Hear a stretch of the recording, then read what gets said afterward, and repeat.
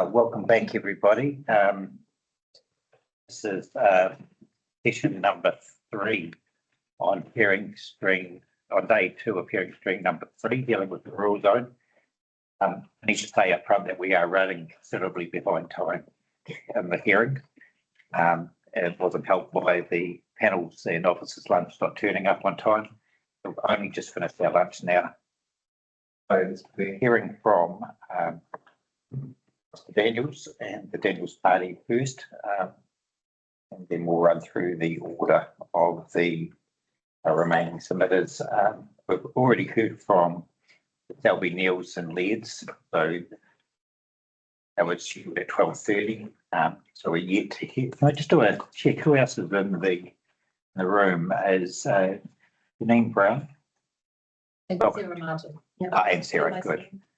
So you were supposed to be on 10 minutes ago. You will follow on from the general presentation. Is that going to inconvenience you at all? A little bit. I've got to go back to work. Yeah. We'll do our best. Thank you. Okay. Just checking who we have online. We've got Karen Rosser online from NZ. Welcome, Karen. Rare for them to be able to. Good afternoon. Good afternoon, Karen. So you won't be on at 1:45. You'll be probably closer to sort of 2:30. Just giving you an indication. And for the other submitters, Mr. Draper, Federated Farmers, the Southies and McGruddy, the same will apply. So we're looking at about a 30 to 40 minute delay. So apologies about that, but that's the way the days turned out. Okay. Ms. Blackwell, are you going to Yes. lead the case off? Yes. Good afternoon, everyone. Thank you for the opportunity to speak. I am Alice Blackwell and I'm a planner. And I've presented planning evidence. We've also got to my right Gary Daniel, who's the owner of 1252 Ori Road, which is what the my evidence in the submission relates to. We've also got Angus Hughes online. He's our rural productivity expert. So I propose that we go in the order of Gary first, talking about the history of the land and its productivity, and then to Angus, and then I will go last, if that suits you. I just acknowledge that I had a discussion with you before the break about process matters. There's been a desire for your client to also appear at a hearing stream 13, and that was also endorsed by Mr. Hurrell, which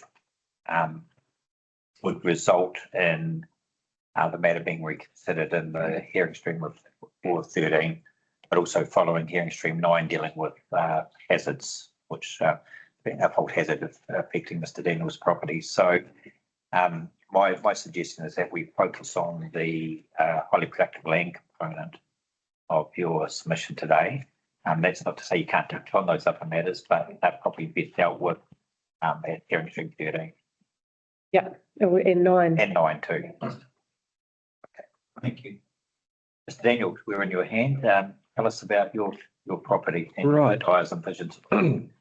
My land is on the road to Castle Point from Masterton, bounded by Te Ori Road, the main road to the east coast, the Ruamahanga River to the east, Gordon Street and the urban dwellings along there, and a straight line between Gordon Street and the river.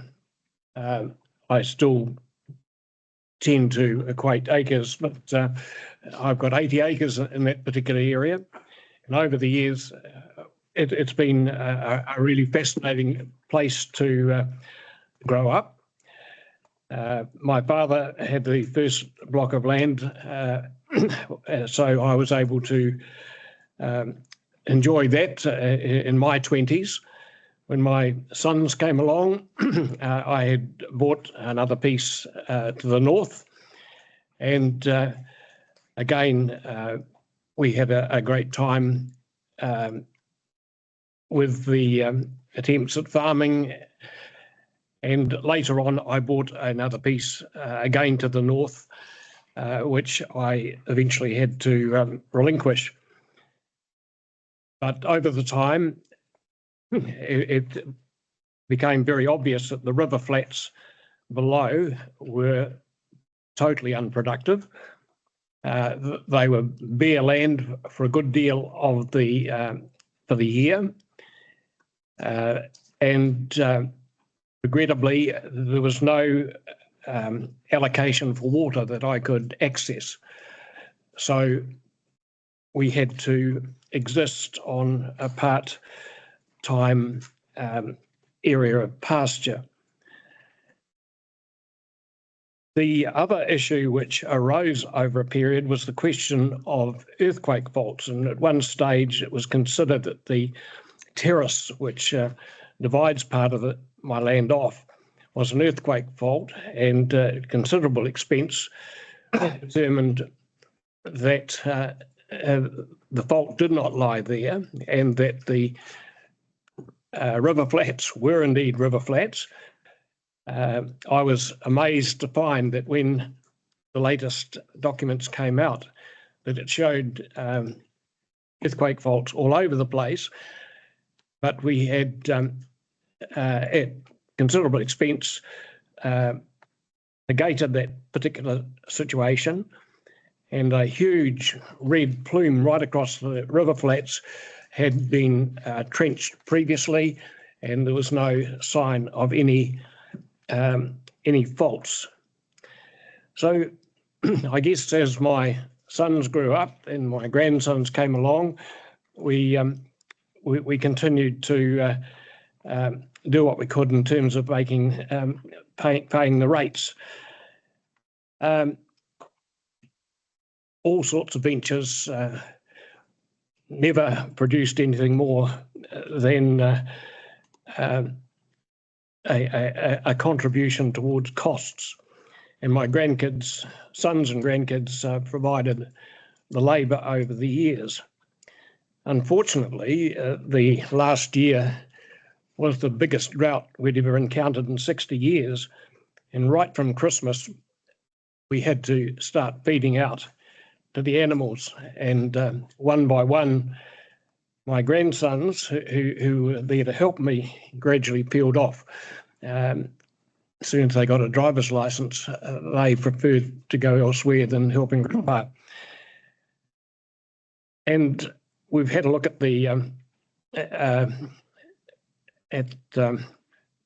what sort of future there might have been for this particular area. We had, and again, to my amazement, this land was regarded as highly productive. I had looked at the environmental plan,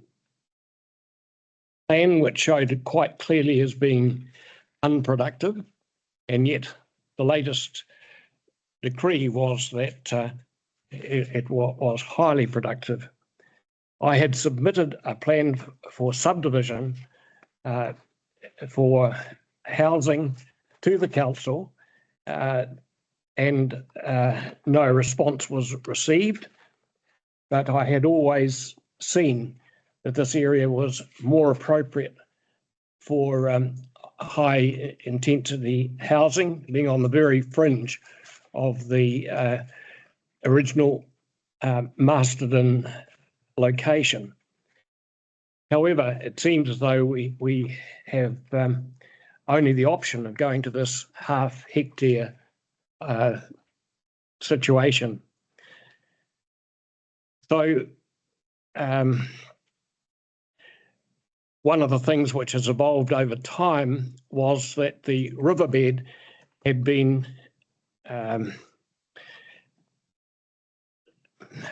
moved to its current state, and it had been deepened by the county crusher at that particular time, and any flooding of this particular river terrace had been removed. The map shows a ponding on a particular area against the road, and this was brought about by the construction of a new bridge upstream of the previous one, and a small degree of ponding had occurred. So I was faced with an area with no productivity, no earthquakes, no flooding, and the prospect of a closely settled subdivision seemed the most appropriate. The formation of the canal to provide water to Henley Lake further affected the productivity, and all the metal that came from the canal was spread in hollows across the land. So that certainly didn't help. I've spoken about the lack of access to water irrigation, which meant that that didn't allow for crops. The soil depth, as we will see, is consistently shallow, limiting the potential for crops even on a seasonal basis. Now, a curious situation has developed from the formation of Henley Lake over the road. An endangered gull species had formed a colony on the islands of the lake. These virtually eliminated lambing. My boys over the years have kept down rabbits and things like that. But these gulls would come over and peck the eyes out of the sheep and then progressively eat them over a few days. And we've been in some difficulty between shooting down protected species and trying to raise animals. But only this week, a very late pair of twins fell to these jolly gulls. And as I have mentioned, gradually my sons and grandsons have peeled off, and I'm faced with how I deal with this particular area of land, which has really become a bit of a conundrum for me. As I say, their tests have shown there is no evidence of earthquake activity. There is ample evidence of non-productivity of the soil. Hear about that. The ability to pay rates and insurance from any revenue from the property is difficult, and there is no opportunity for a wage. So I'll leave it to Alice to advance that situation. So I will now hand over. Do you want me to carry on? Yes. Hand over to Angus, if you can hear me online. Yep. Can you guys hear me? Yes. Awesome. Good afternoon. Welcome, Mr. Hughes. We've got your principal statement of evidence, and I think you've also got a summary of statement. Also, just a short. You want to take us through the high points in that summary, and where necessary, respond to from the council's own agricultural advisor. Yep, certainly. So yes, I've been contracted on behalf of Mr. Daniel to look at the highly productive land on his property, which comprises of approximately 10 hectares on the upper terrace. So as stated in my evidence, I consider that the site meets exception under clause 3.1 of the National Policy Statement. 3.1 or 3.10? Oh, sorry, 3.10. Sorry, 3.10. Okay. So I submitted that evidence on the September the 30th. That includes a desktop summary based on SMAPs and the land use capability, and that was followed up with an on-site assessment as well. So in relation to clause 3.10(1)(a), the characteristics of the current soil conditions show that land is susceptible to prolonged periods of drought, and infrastructure such as irrigation would would be required to remedy this, as stated by Gary. The effective areas of highly productive land would also be reduced due to the presence of the waterway bisecting the Class 3 land up top. This waterway would be required to be protected and fenced off according to the National Freshwater Farms Plan, which, as of last week, has been delayed. Yes. However, that would also deem that section of land unavailable for primary production.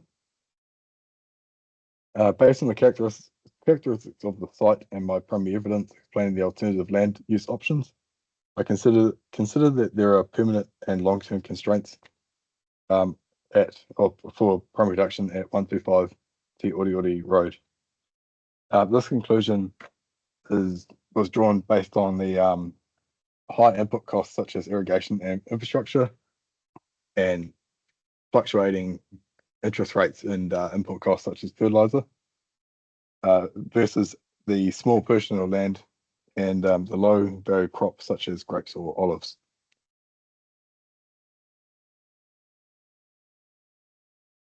But in relation to clause 310(1)(bi), there's no significant loss of primary productive capacity at a district level. That equates to about 0.03% of highly productive land across the Marsden district. And then in relation to clause 310(1)(bii), the property is also located at the end of highly productive land. Therefore, fragmentation of large area of highly productive land is avoided. In relation to clause 310(1)(b)(3i), I do not consider the rural lifestyle zone that compromise the operation of the surrounding land-based primary production and unreasonable reverse sensitivity effects. I understand that the evidence and advice from Ms. Blackwell that the minimum lot size is going to be half a hectare, and that the primary production activities are proposed to be permitted within the zoning. From my experience in the rural sector, I expect that certain lifestyle activities will remain, such as hobby farms, limited livestock, and small-scale cropping. That being said, the small-scale cropping would be more predominant in that Class 3 terrace rather than the bottom, just due to the shallow proximity of the soils. In relation to 310(1)(c), environmental, I don't see any change or improvement. Subdivision of 10 hectares of highly productive land situated on the property would have no impact on the environmental effect due to the small scale of livestock being able to be managed on the property. As a result, subdivision, waterways dissecting the highly productive land would be required to be fenced off due to the farm plans and regulations. And in effect, this would actually improve the environmental output. Social, I see that to be improved. The potential subdivision of the property would increase the social aspect of the land due to the proximity of Marsden Township, thus influencing the increased employment of workforce, providing an impact on wider district. Cultural, I couldn't see any known cultural sites of significance allocated on that property. And finally, economic will be improved. And as mentioned before, the social aspect of the subdivision of the property would have positive influence on the workforce within the wider community. In relation to clause 3.10(2), the only opportunity for the property to increase its economic viability from a primary productive perspective is for it to operate in conjunction with the adjoining site to the north. However, if this were a possibility, the productivity generated from the site to the north and any additional benefit, including the highly productive land from 125 Te Ori Road, would be marginal at best. This is particularly given to the location of the stream that runs through, as well as the size and shape of the land. Thank you. Thank you, Mr. Buse. And Mr. Blackmore. Carol, do you want to carry on and then we'll perhaps go to some questions at the end? Sure, yeah. Just stay on the line, Mr. Buse. And Yeah, certainly. I'll just mute my microphone. So just skip through a little bit. Angus has addressed kind of each of the clauses of the MPS, so I really rely on his evidence, so I won't step through each of those, even though it's in the summary statement. I suppose what we haven't discussed, or what I'll touch on, is reverse sensitivity. So I see that as a planning matter, but I don't see that there will be reverse sensitivity effects from having a rural lifestyle zoning adjoining the general rural zone. And some degree of rural land uses I expect would continue in a rural lifestyle zone. And then if I move on to paragraph 1.4, the fault line and flood hazards. So I understand this is going to be part of a future hearing, but it's still worth touching on at this point, given that's some of the key reasons why the site wasn't included in the rural lifestyle zone. So in relation to fault hazards, I consider that there is uncertainty over the location of the active fault trace at 125 Te Ori Road, and that any future subdivision would include engineering investigation into the location of the fault hazard and would therefore influence the design of the subdivision. In relation to flood hazards, I attached some advice from the Regional Council to my primary evidence. Also, I consider that the flood hazard framework in the proposed district plan will provide an appropriate response to the flood hazards. And there's enough scope within there that of low hazard area, the ponding area, that I think that a subdivision can be designed around the flood hazards, bearing in mind, may have to identify building platforms, and minimum floor heights would likely come through as consent notice conditions on the subdivision. In relation to on-site services, I think these can be designed at the subdivision stage. I don't see any particular reason why the site would not be able to be subdivided for rural lifestyle zoning and achieve on-site servicing. And in terms of the potential lifestyle development yield, I think Mr. Horrell's discussed in his further statement that a greater yield would be enabled if the fault hazard was removed. I think that even with the fault hazard, even if it was still there, with engineering advice and proper subdivision design, I think a rural lifestyle density could still be achieved on the site. Mr. Harrell has given the figures without the fault hazard, Yes. 16 to 51 in yield. Yes. Do you dispute those at all? I haven't got into the detail of how many lots you might achieve. I think you get into detail. I mean, the hazards and the water courses will influence the subdivision design, but I don't think the flooding or the fault line hazard, they'll just influence the design of the subdivision. But I think they're things that you can work around. I mean, given that the fault hazard goes right through the town centre, and that was one of the reasons why it doesn't have a specific low, medium, high classification, I don't think that it would then be justified to say that you couldn't subdivide at a rural lifestyle density. So yeah, don't dispute them, but I didn't really look at that level of detail. I consider, with respect to natural hazards, these can be managed through the hazard specific chapters, although I do think that they will be amended through the hearing process. I don't consider the presence of natural hazards warrants the exclusion from the rural lifestyle zone, and that rezoning would remain consistent with 6H of the RMA in relation to natural hazards. Consider that rezoning 125 Te Ori Road to rural lifestyle is consistent with the purpose and principles of the Act. Thank you.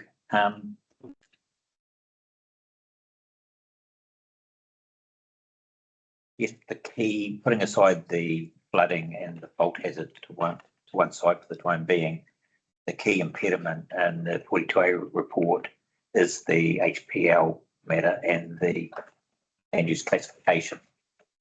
Yes, the evidence of Ms Chambers and Mr Hughes are the two pieces of evidence that are polarised at the moment, and there's a contest there. So I propose that we put some questions to Mr Hughes, and then we can follow that with any further questions to yourself and Mr Daniel. So Mr Hughes. Yes. Yes. Have you had an opportunity to examine the report produced by Juliet Chambers? Yes, both of them, the ones with Yes. the comments, and yeah. Yes, okay. It seems to me that Ms Chambers, while she agreed with you in relation to one exact 10 hectares of the 31 property LUC 3 subcategory S2, she did have some questions regarding the soil survey method that was provided by yourself. I wondered whether you might want to elaborate on the approach. Yes. Yeah, as soon as I read that, I thought, oh, it's definitely remember to put in my methodology for next time. So I did a 100 by 100 meter grid across the property with a 1 meter 2-inch petrol drill auger, and took core samples across the property until I got to a impervious layer, such as stones or a clay pan. And then the results of that are at the bottom of my primary evidence. Yes. Through a topsoil, subsoil, and soil texture map. Okay, so that on-site surveying was undertaken following your own desktop assessment of the matter. Yes, so it was taken just to confirm what was seen on desktop. And how representative of that sampling of the 10 hectare site would you say that was? Sorry, well, how do you mean by that? So you've described how you've sampled the site. How representative of the samples that you took are they of the entire? I'd be about a third. So I did like I said, I did a grid by 100 by 100 meter square grid over the property itself. Okay. And so 10%. So it would have been roughly about 30% of the property itself, excluding Mr. Daniel's house. Of course, yes. Okay.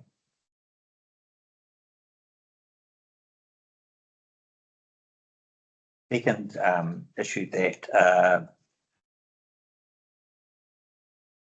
Ms. Chambers has raised in relation to your report is that she felt that the permanent or long-term constraints affecting the property weren't sufficiently substantiated, and that there was no economic analysis provided to show that primary production is not economically viable over, say, a 30-year period. Now, heard from Mr. Daniels on that a few moments ago in terms of his view, but what we need is some sort of corroboration of that from you in terms of the long and permanent constraints. So what would you say are the main principal constraints?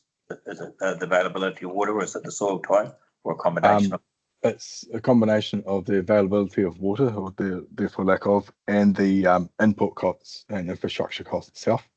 I did notice that Ms. Chambers put in the report about let's see, sorry, that the financials were based on if interest rates remain consistent, and also if commodity input prices are constant. However, unfortunately, as we've seen in the last couple of years, that's not really the case. Okay. The soil type itself?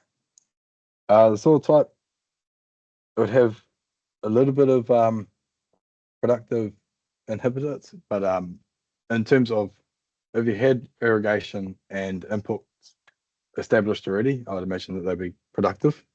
Yes. Grapes, as we can see in the likes of the Kimberley gravels, can really grow anywhere. Yes.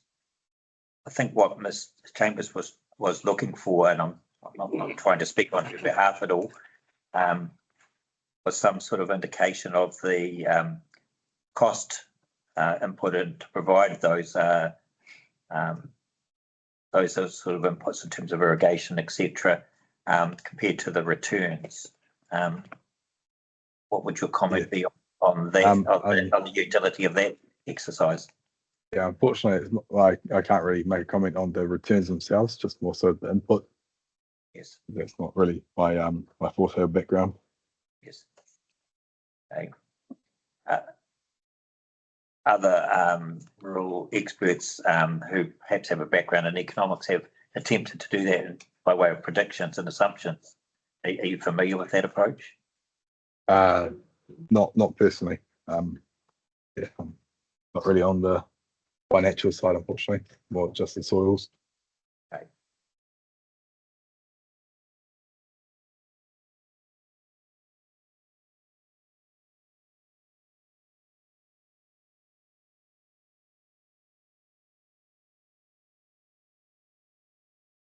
Okay. Would the final matter was about the possibility of amalgamation of properties to provide for a greater productivity unit. That's a matter that again Chambers raised. Do you have any comment on that? So yeah, let's go back to what I stated before with regards to irrigation and input costs. Okay. Yeah. See whether my colleagues have put any. Mr. Beale. No. Yeah. And you brought up a comment that said that you want to have it included as part of the rural lifestyle zone because you felt you had no other option. Correct.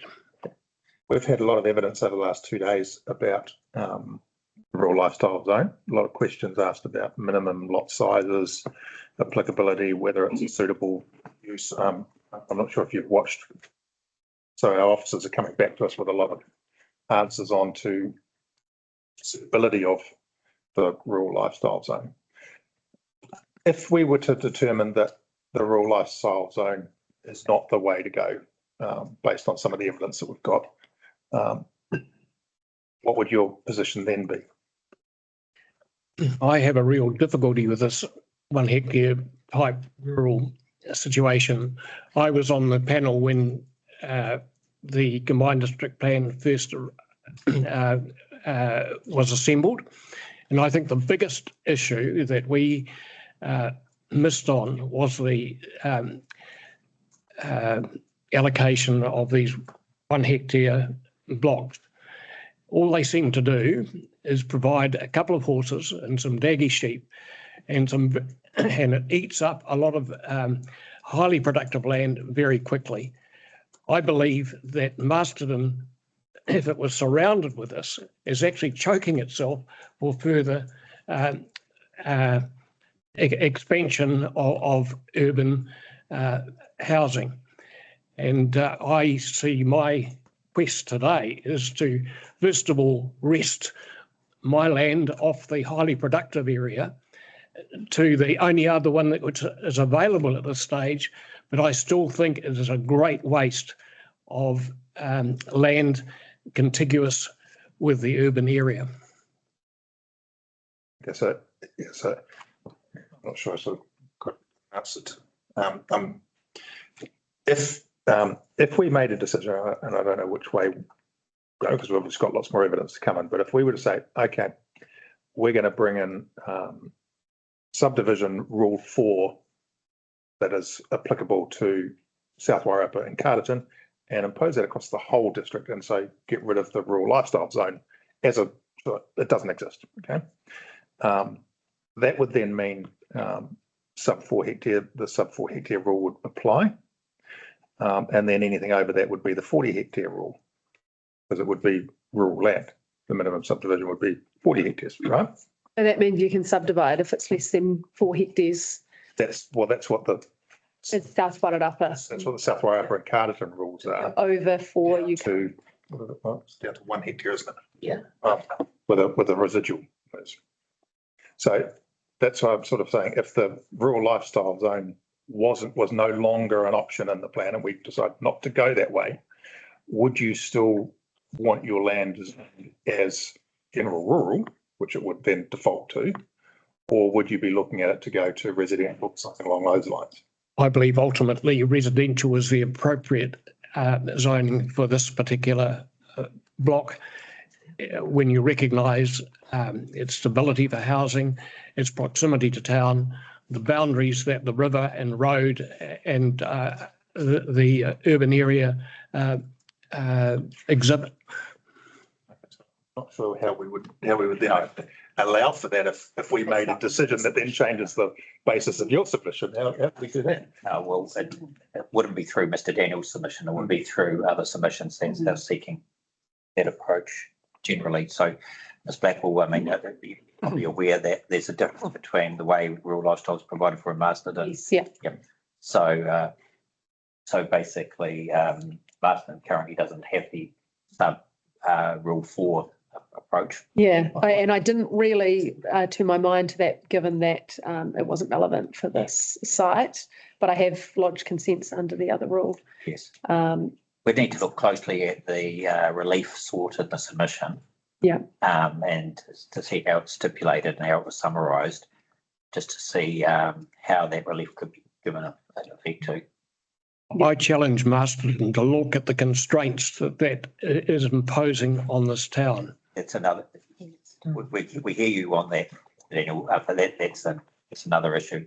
I appreciate that. Just trying to get an idea that you've put your submission in based on Rural lifestyle. rural lifestyle. Yeah. It's It doesn't exist. the only alternative. Yeah, well, exactly. So, Well, there are others who have suggested that the sub-rule 4 apply also. No, I guess it wouldn't change anything on this site, given that there's 3 lots and they're each roughly 10 hectares. So it wouldn't enable any sort of subdivision on this site. No, it wouldn't. No. The three distinct titles, aren't Yes, yes.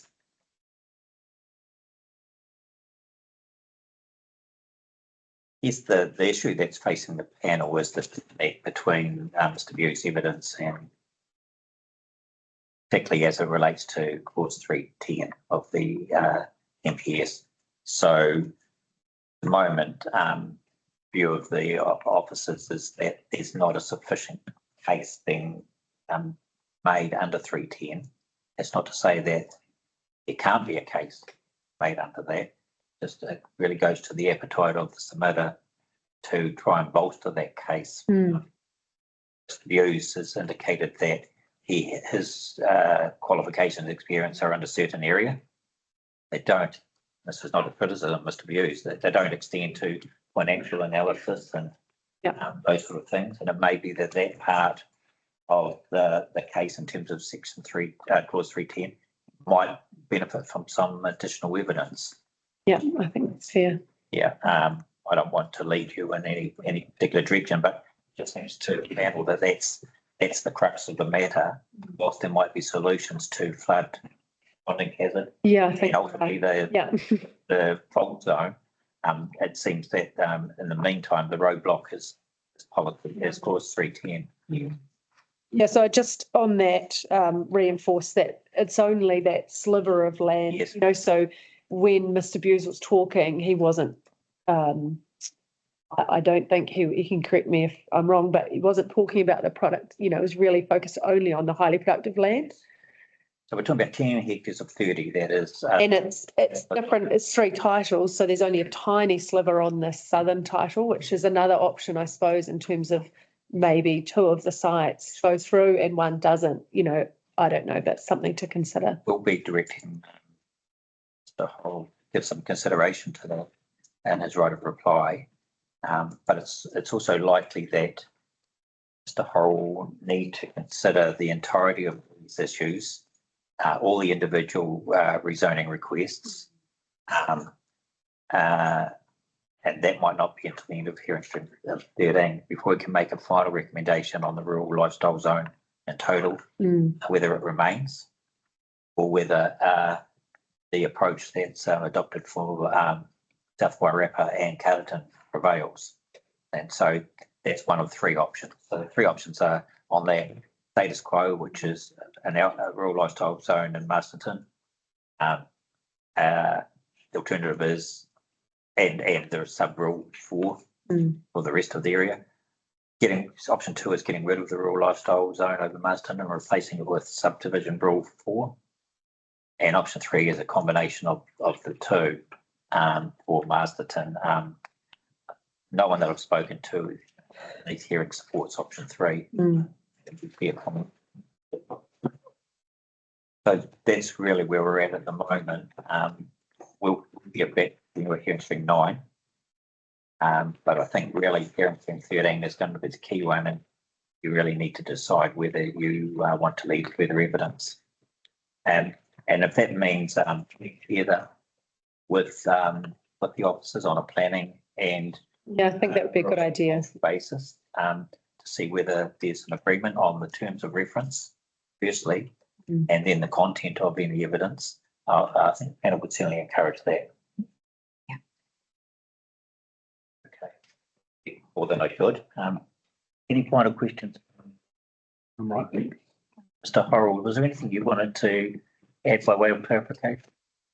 Maybe just to clarify, 31% of the property is highly productive land, and that is that top section that Alice has talked to. But other than that, I think maybe also just a note for economic analysis provided by Ag First. I think Mr. Bewes could look to that as an initial starting point. Yes. And in their original. yes, would you be open to an initial discussion on the terms of reference? Yes. It would be useful so that if there was money spent on that, it was directed at the right questions. That's right. Yes. Okay. It seems well, the ball's in your court, really. Sounds like a plan. Yep. Thank you very much. Thank you.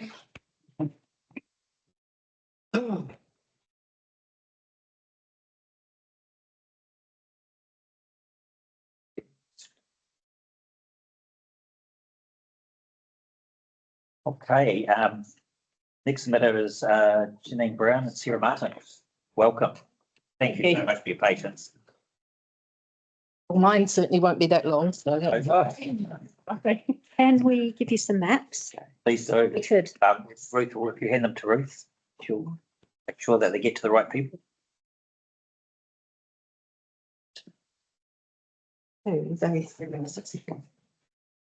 Yeah. Well, I'll start. You start, Janine, yeah. My name is Janine Brown and I live with my husband Collins at 83 West Bush Road. And on the map you're being given, you'll see it's the eastern corner of the West Bush Road and Boundary Road, Masterton. Number 83. 83. We've lived there for 37 and a half years and own a 10-acre, 4.09 hectare block on 2 lots, which is a photo of it here. In 2 lots. On the upper Maya. Do you want to just stop while we've got the maps in front of us? Yeah.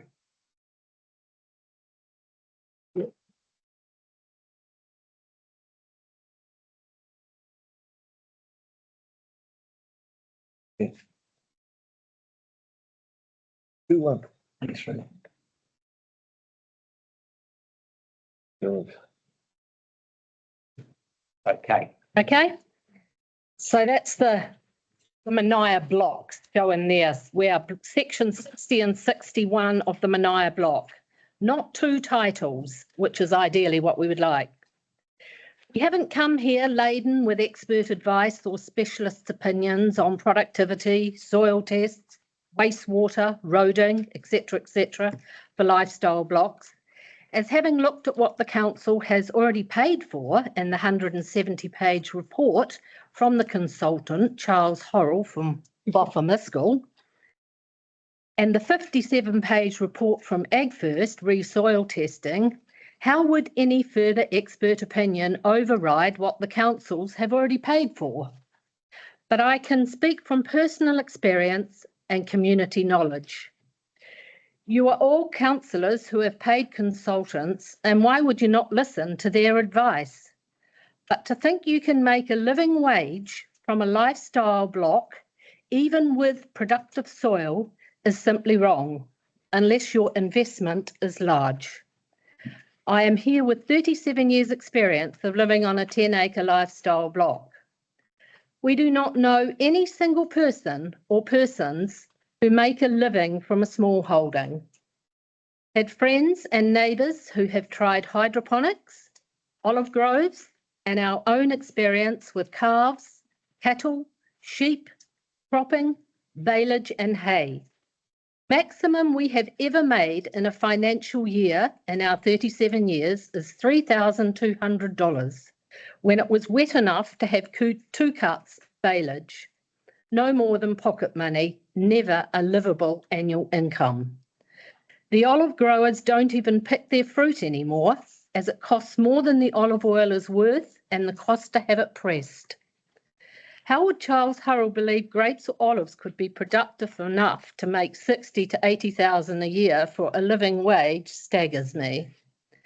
Every lifestyle block owner we know either works or husband and wife both work or at other unrelated occupations, or they are retired, having made their money elsewhere.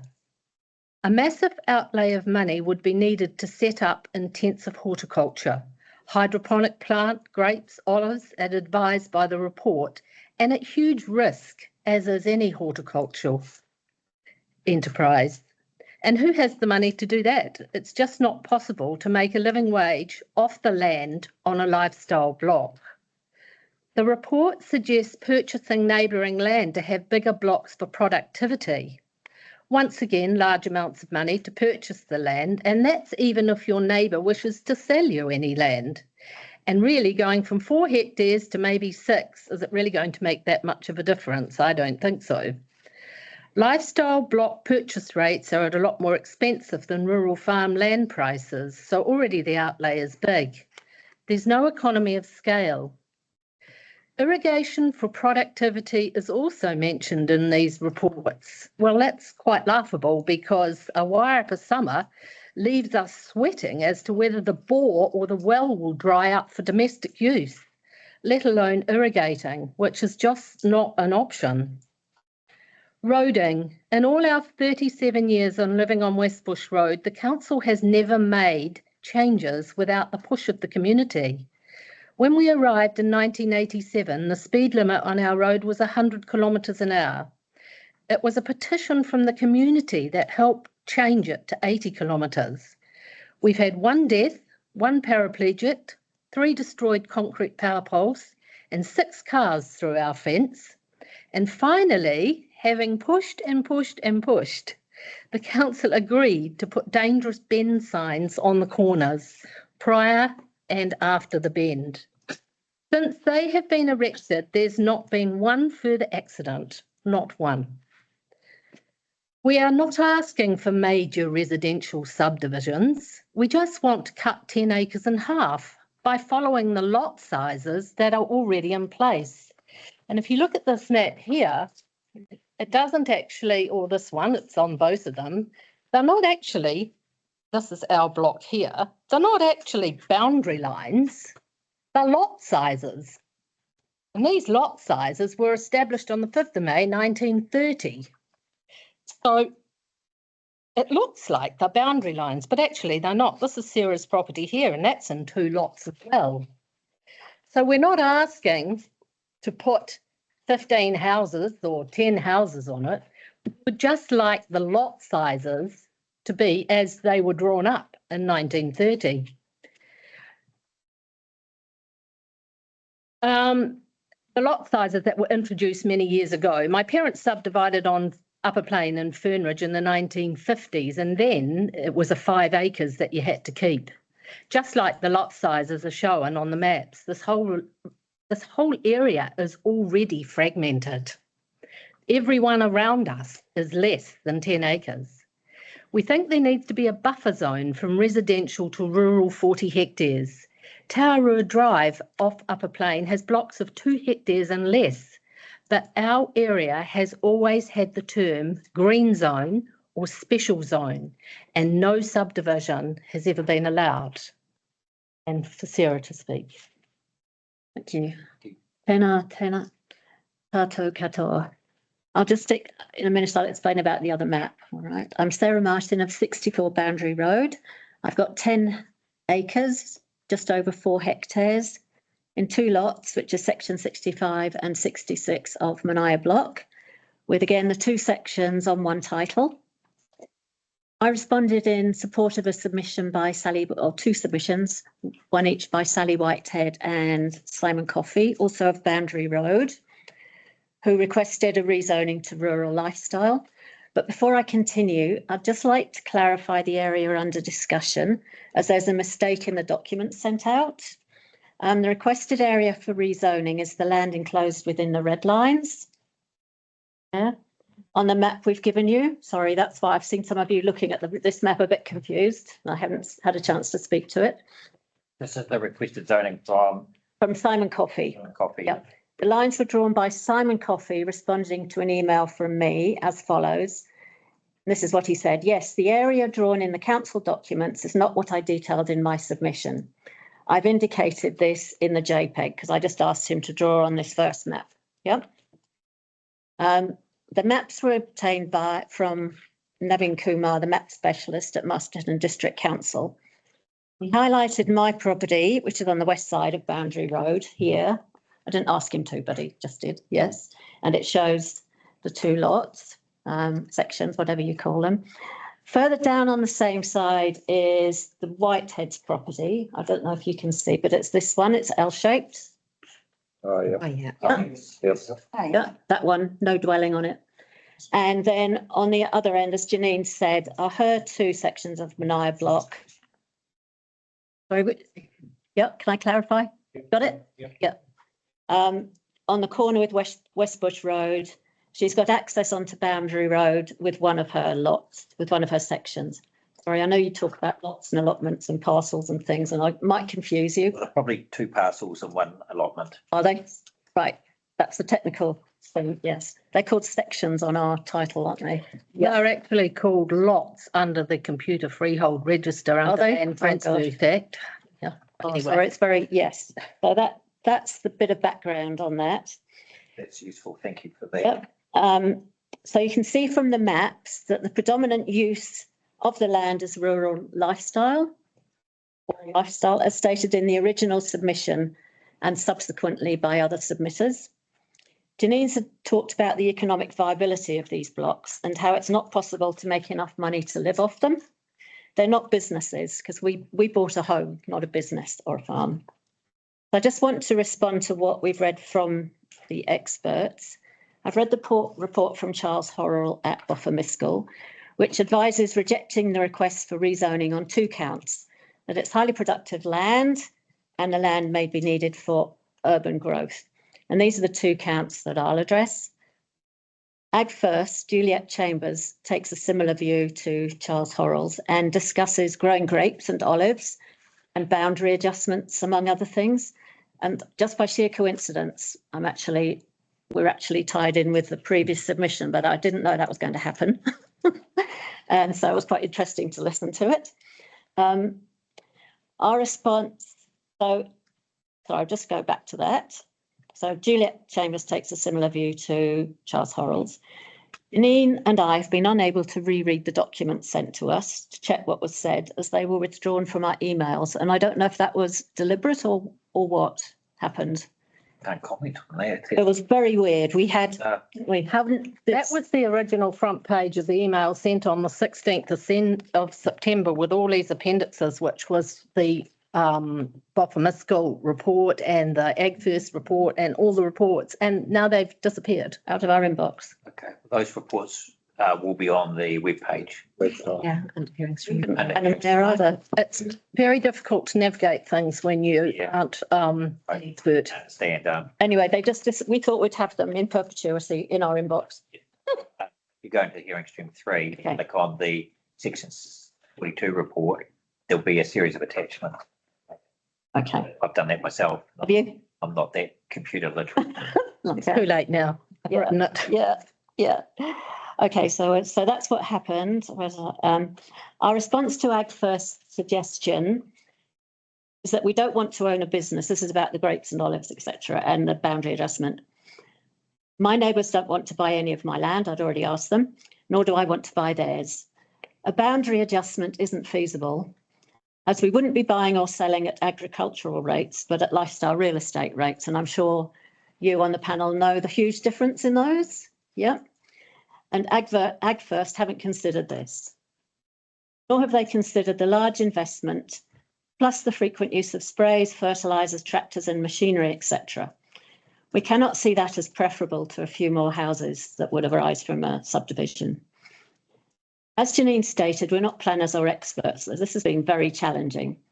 But it seems that highly productive land may be rezoned rural lifestyle if it meets the exemptions in clause 310 of the National Policy Strategy. Yeah, thank you.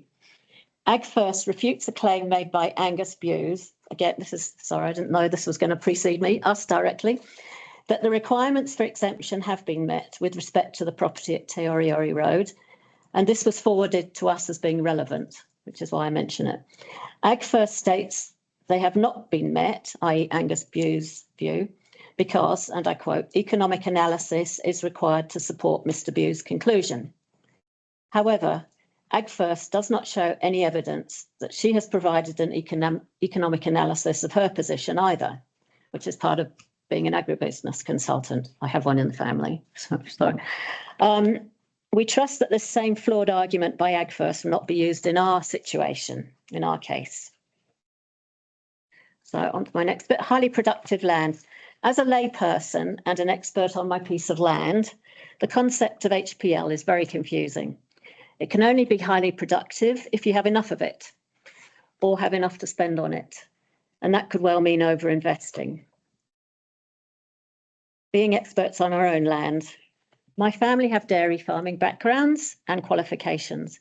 Between them, they have over 35 years of experience in primary industry. They break feed a small handful of cows on my land and make maximum use of the land, including growing and selling hay and baleage as the Browns have done. IRD defines a lifestyle income as less than $10,000 a year. We struggle to make more than a few thousand a year. After expenses, we frequently have spent more than we've earned. I know that because I get a refund. Yeah. Without my family's expertise, these expenses would be higher, right? So back to the issue of highly productive land, Eastleigh states that the potential to be highly productive is ambiguous and could apply to any land with sufficient application of capital, which is what we're saying, Janine and I. To relevant clauses of the NPS HPL, exemption is subject to constraints, which are likely to be at least for 30 years. We believe we've demonstrated that we meet these exemptions. The Browns, Janine and husband and children, have done 37.5 years, showing that the land is not economically viable. My family has done 7.5 years with similar results. Now, with respect to urban growth, which was the other reason for rejection of the request, by creating a rural lifestyle zone and allowing us to divide our land, surely that does not mean that urban growth cannot proceed in the future. So to our request, we are here presenting to you for two interconnected reasons. One is to request that our area, this area in the map, our whole area, is made sense of with its huge variations in lot size from 1,000 square metres opposite me. It doesn't even show, but it's just there. That's a dwelling with a separate title. Yeah, to nearly 5 hectares just down the road on the border with Upper Manaia, between boundary. And yes, range of lot sizes in between, as you can see on the map. They may have separate titles, they may not. We'd like to continue as the green belt, the buffer zone between urban and rural. It is already broken up and highly unlikely to be returned to an area large enough to provide for economically viable primary production. So we already have a rural lifestyle zone effectively, even if not in name. We appreciate that rezoning doesn't automatically mean down to half hectare lots, nor would we wish to.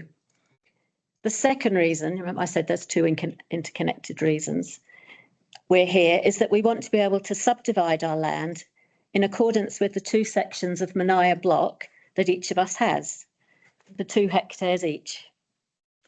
Some properties in Boundary Road are already 2 hectares, like the one next door to me, 2 hectares on one title, the one opposite, apart from the tiny bit taken out, the one next to Janine, and so on.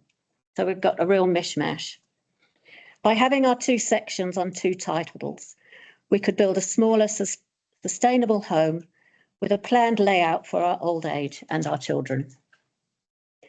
It is ironic to have to go down the route of rezoning with the potential for many more dwellings when we'd be happy with separate titles for each of our sections. This would involve little extra traffic or building, but this is the situation we find ourselves in, having been unsuccessful when requesting 2 subtitles because of the current zoning. So I'm just going to hand you back to Janine to finish. Okay, finally, we just wanted to say from an individual's point of view, this whole process of making a submission and following it through to this point is very difficult. And I've spoken to you when I first put the submission in, not being understanding all the terminology. Very difficult and very stressful. And I fully understand why people simply don't bother. For example, the email sent on the 16th, which was already covered, disappeared, and I didn't know where else to go and find it. We do not understand why the expert consultants' reports were made public before the submissions were heard.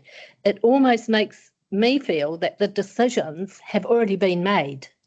So on reading it, it was all overridden. So why should we come in with this when like it's already been made? You've paid for the report and wouldn't you use it? The reason we're here today is so we can at least say we tried. If you make a submission, then what is the point if you don't speak to it? I'll give you an example of a local neighbour who I met last week who opposed the zone change and then said to me, oh, all we wanted to do was chop off the paddock. They really didn't understand what they had opposed to in their submission because of the wording being so difficult. It has been so difficult to understand the terminology and procedures in making a submission and trying to make sense of all the follow-up emails for the short time they have been available. Also, trying to obtain maps for the areas and zones we have wanted has not been easy. Companies employ people to cover this kind of work. But unfortunately, we've not been in a position to able to afford to employ people with all the legal requirements that councils have to endure. And I do appreciate that councils have to go through all of these procedures because it is your legal requirements. So you might say sell, as the town planner suggested to me. Having lived here for so long and planted every tree bar 3, we just don't want to sell yet. We love living here and we'd like to make it a little smaller and live comfortably. We've already been told the day will come when we can sell half. Just wait, they all told us. Well, I just hope so. And this is a valuation written in 1987 by Bruce Martin prior to us buying the land in April, who said the property at present comprises of 2 sections. However, despite the excellent road frontages, subdivision is not possible under the existing bylaws. So when we purchased the land, we knew, but we were always told it'll happen. And as I spoke to a local surveyor recently, he said, now is your opportunity. So that is why we are here. Well, thank you for availing yourselves both. You're welcome. I can categorically assure you that the material that's been presented to us is recommendations only. No decisions have been made at all on any aspect of the plan and won't be until mid next year. So the process is that the plan's notified. Before notified, there was a draft version that the community could comment on. The plan was then notified. You lodge submissions. the council assessed those submissions, there was an opportunity then to each submitted to present further evidence. The council officers have considered that further evidence. We're now testing all of that evidence, and there'll be a final report produced by the officer, having had the benefit of hearing people like yourself speak in person. So that's the process. It is. But if I was to employ a lawyer and pay for one, wouldn't I listen to their advice? Or would I say, no, I'm just going to get 5 other opinions first? No, it doesn't necessarily work like that. Lawyers are advocates. Yes, Um, that was a bad example. But comes I understand. down to the quality of the argument. Certainly the panel has no preconceived position on any of these matters. And certainly the highly productive land one has been a very challenging exercise. I know a little about it, but I'm certainly learning more about it as we go on. So We've all bought blocks of land to run other businesses, right? So we didn't buy them to make a living off them. We had a sharing business. We couldn't run it from town. Noisy. what I can say to both yourself and Sarah is you've given us a very clear understanding of what you want the decision to be made in relation to both your properties. Yeah. So we're not in any doubt as to what you require, so we need to consider that and with all the evidence in front of us. So it was our understanding that we could only comment on the submission. That's correct. Yes, which was rural and lifestyle zone. So we couldn't go talk about anything else. No, that's a fairness issue, otherwise we would Yes. the line.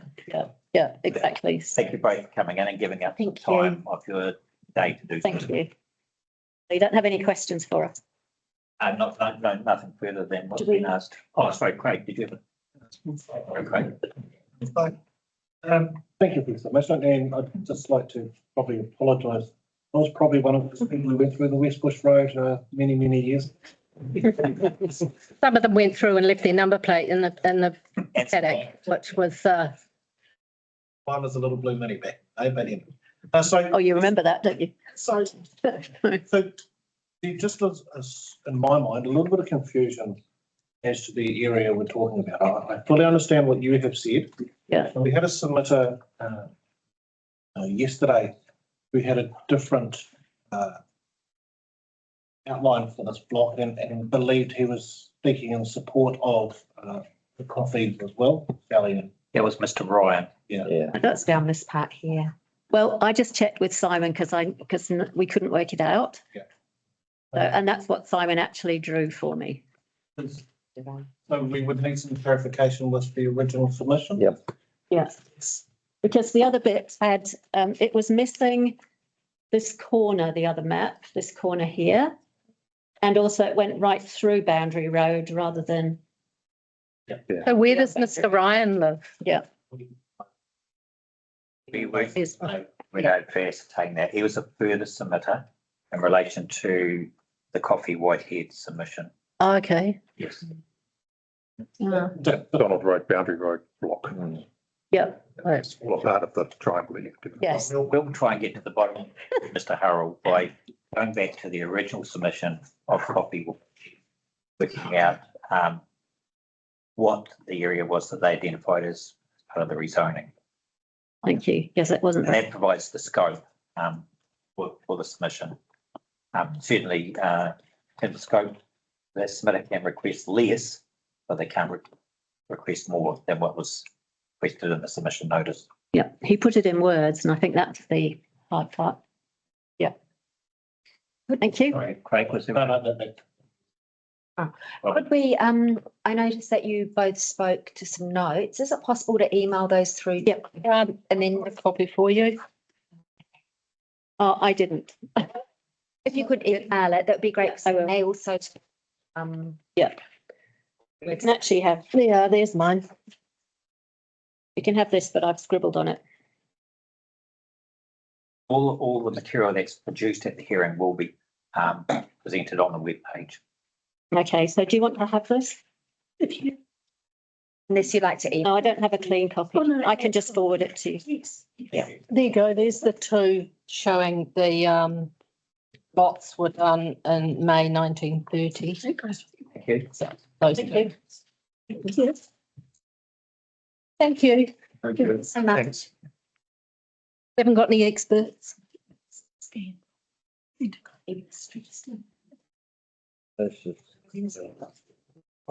No. Okay. Now going to hear from submitter 247 and Voro NZ. Karen Rosser, are you online there, Karen? Yep.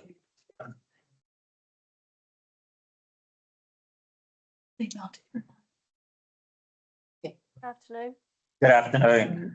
Coming in 1 hour after your scheduled appointment, so thank you again for your patience. We've got your statement of evidence in front of us. You had an opportunity to read Mr. Hurrell's summary statement that was put on the web last week. Yes, thank you. I did, and that's how I prepared the summary statement. Okay. Thank you. Now, I do apologise if there's any questions and I start coughing. I am suffering from a virus, so She's got a phone. No, that's fine. Do you want to take us through your summary statement? I haven't had the chance to read that, Ms. Rosser. It was only emailed through today, I think. And okay. with Well, all day. yes, in relation to that, Mr. Hurrell's summary statement, there was really only 2 items left in contention. I guess one was supporting his proposed new rule for a clean fill activity as a discretionary activity. Yes. I support that, along with obviously the clean fill policy, and obviously that's in recognition of the fact that at least a quarter of materials disposed to landfill are classified as clean fill. So it's quite a large proportion of materials in the Wellington area, and I can well envisage a new clean fill activity in the Wairarapa at some point. And I would suggest that's possible because I consider there's a difficult locational situation for clean fill activities in general in that area, in the wider Wellington region, and also that they don't have a very long life, as it were. They tend to be smaller fill activities, and some only last sort of 10 to 20 years. Ms. Rosser, you're happy with the wording of the new clean fill policy? Yes, I am. I think it covers most the bases sufficiently. Yep. And now you have a bespoke discretionary activity rule as opposed to default activity status. Yep. Okay. No, I think that would be very welcome. Thank you. Okay. That was the first matter. Yep. The only other matter is in relation to having a definition for organic composting.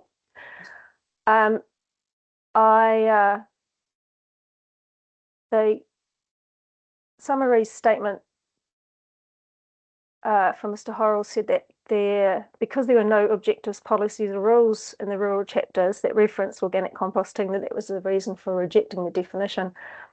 But as I outlined in my evidence, I think that because there are so many different definitions that apply to a larger scale composting activity, this would run into processing difficulties, as it would be difficult to define. So because it can equally be defined as an industrial activity, a rural industry activity, a waste management activity, and potentially a noxious or offensive activity, and that would only be if it took or proposed to take certain materials, then I think that just makes it difficult to determine which policies or objectives would apply under the rural zone. And I believe that certainly if it was defined as a rural industry, that would best fit the actual activity itself, which of course is providing a material that directly supports the primary production. Yes. So yes, so therefore I just defined the definition with an additional clause to require only larger scale composting facilities as a subset of rural industry. And that way the rural industry policies and objectives would apply to that activity. I mean, I think it's an important activity to consider because the whole country, and I know this from some of the other composting activities I've been helping to set up around the country, in terms of the government requiring urban households to have food waste collection by 2030. And there's quite a few districts or combined districts that have chosen the composting option as the best way of dealing with food waste, because it is an aerobic process and therefore it doesn't produce methane, and it therefore doesn't create greenhouse gas emissions. Okay. So that's still a point of contention between you and Mr. Horrell then? This. Yes, but I guess my main point on that note is that because if it was a subset of rural industry, then it would have policies and objectives applying to it. Yes. And the additional clause of requiring, of defining that where it exceeds, I think it was 100 cubic meters, was it? Yes. Would make it in a rural industry. Okay. I think that's a threshold that's probably big enough to Yes. to discourage most Yes. activities occurring on site. And was that the way you derived that metric in the definition? Was there any other source? There was, I did look at some of the regional plans to help with that metric, and I also considered the sort of the tonnage that some of the smaller facilities would normally get through, and so yeah. One of my colleagues on the panel reminded me that organic composting is an issue that's quite live in the district at the moment. So Yeah, it's quite appropriate that we're considering this matter at this time. so since we started this process 3 years ago, it's now become a topic that is regularly discussed around council tables. So perhaps we need to actually take into account that this is a live issue that's now here and now, and how we would incorporate that. So perfect timing, really. Yeah, well, I do consider, yes, exactly. It's not just here that it's occurring, and I think obviously if you don't get the facility set up correctly, then it can cause reverse sensitivity issues, and there have been many examples around that around the country. So I think having the right policies and objectives in place to manage an activity application will certainly help to establish the right type of facility. So that you can obviously manage, your waste appropriately. Yes. Without the change to the definition, what's your understanding of what the default activity status for organic composting will be? It would still be discretionary. I just think, but then the policies and objectives that also particularly apply is particularly the reverse sensitivity policy in P6. That wouldn't apply to that if it was defined as a general discretionary activity, because it might not necessarily be defined as a rural industry. So therefore it doesn't come under that policy. Yeah, so defining it as a rural industry automatically brings those policies such as P6 into play. Correct. Thank you, that's clear. There were no further matters other than those two matters? No, no, thank you. I think everything's been satisfactorily dealt with. Thank you, and thank you for preparing your summary notes and sending them through. Appreciate that. Thank you. Thank you.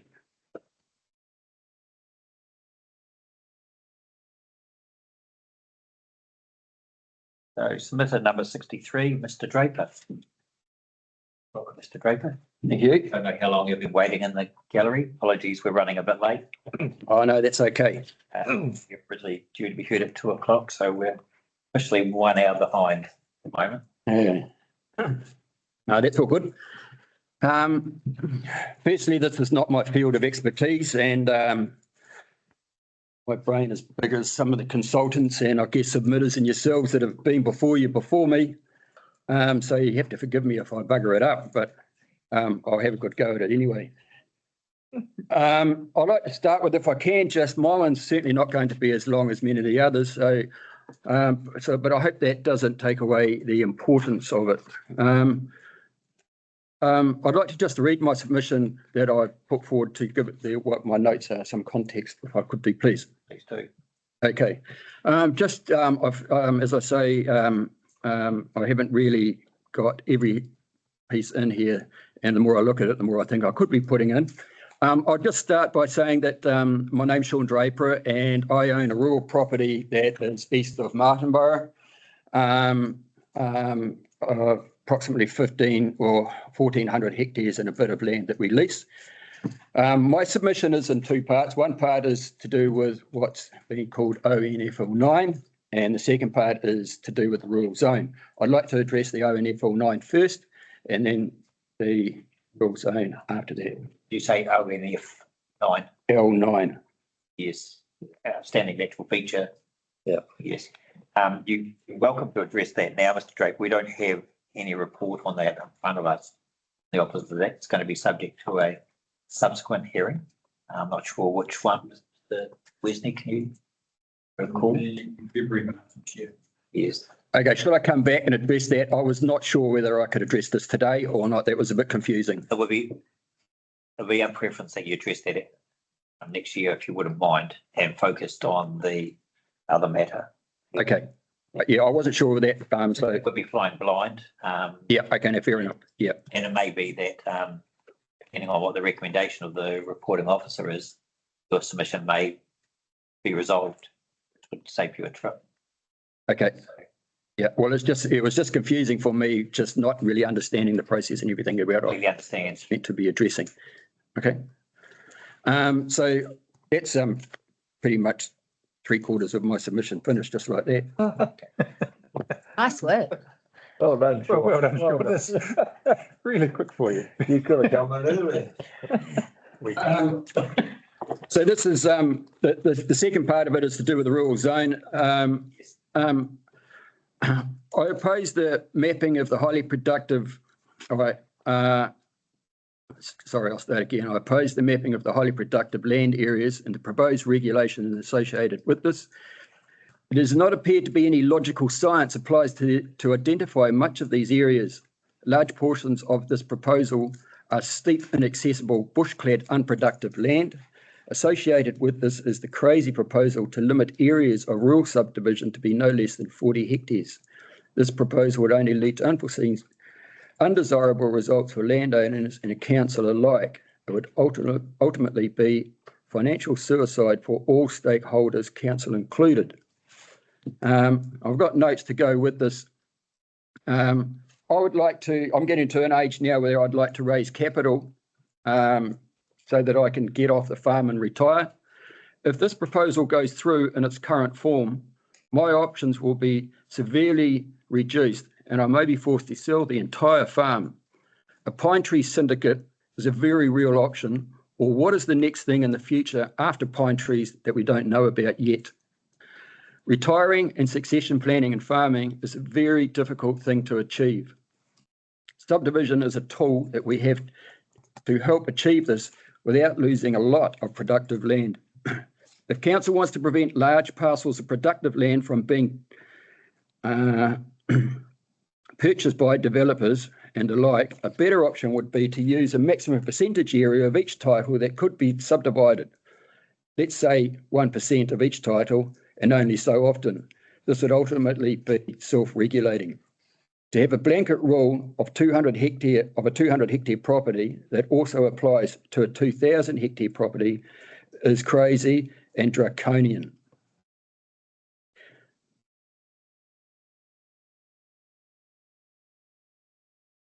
I would also like to challenge the science used to identify the highly productive land areas and ask for it to be reviewed. Some of the said land on my place is, oh, sorry, I've repeated that one, haven't I? I think question needs to be directed to Minister Bishop, probably. Yes. His ministry, and the government are the ones that, or the former government actually produced that national policy statement that set out that criteria.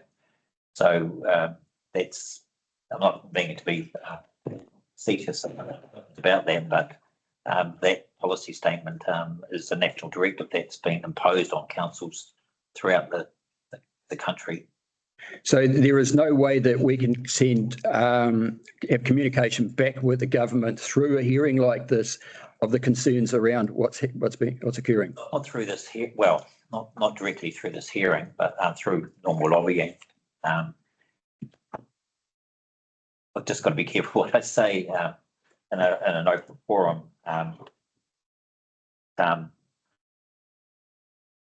The production of the national policy statement has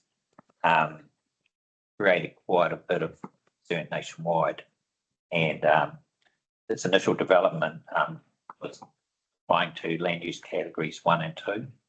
When it finally landed, it applied to land use categories 1, 2, and 3. That was in the middle of the council's own assessment of how they deal with rural productivity, fragmentation, and providing outlets for lifestyle development. So council in the middle of their draft plan had to reconsider their approach.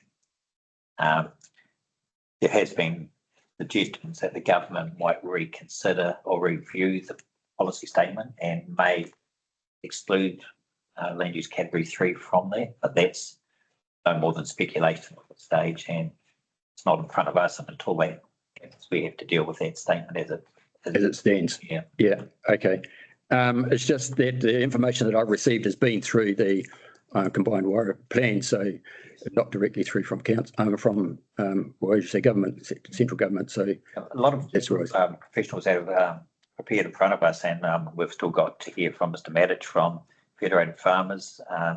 Got Mr. Hooper in the room. We've got Ms. McGrady going to present to us too. They'll probably tell us and agree that of all the net policy statements, probably the most directive that's come out, and directive in a quite a narrow sense.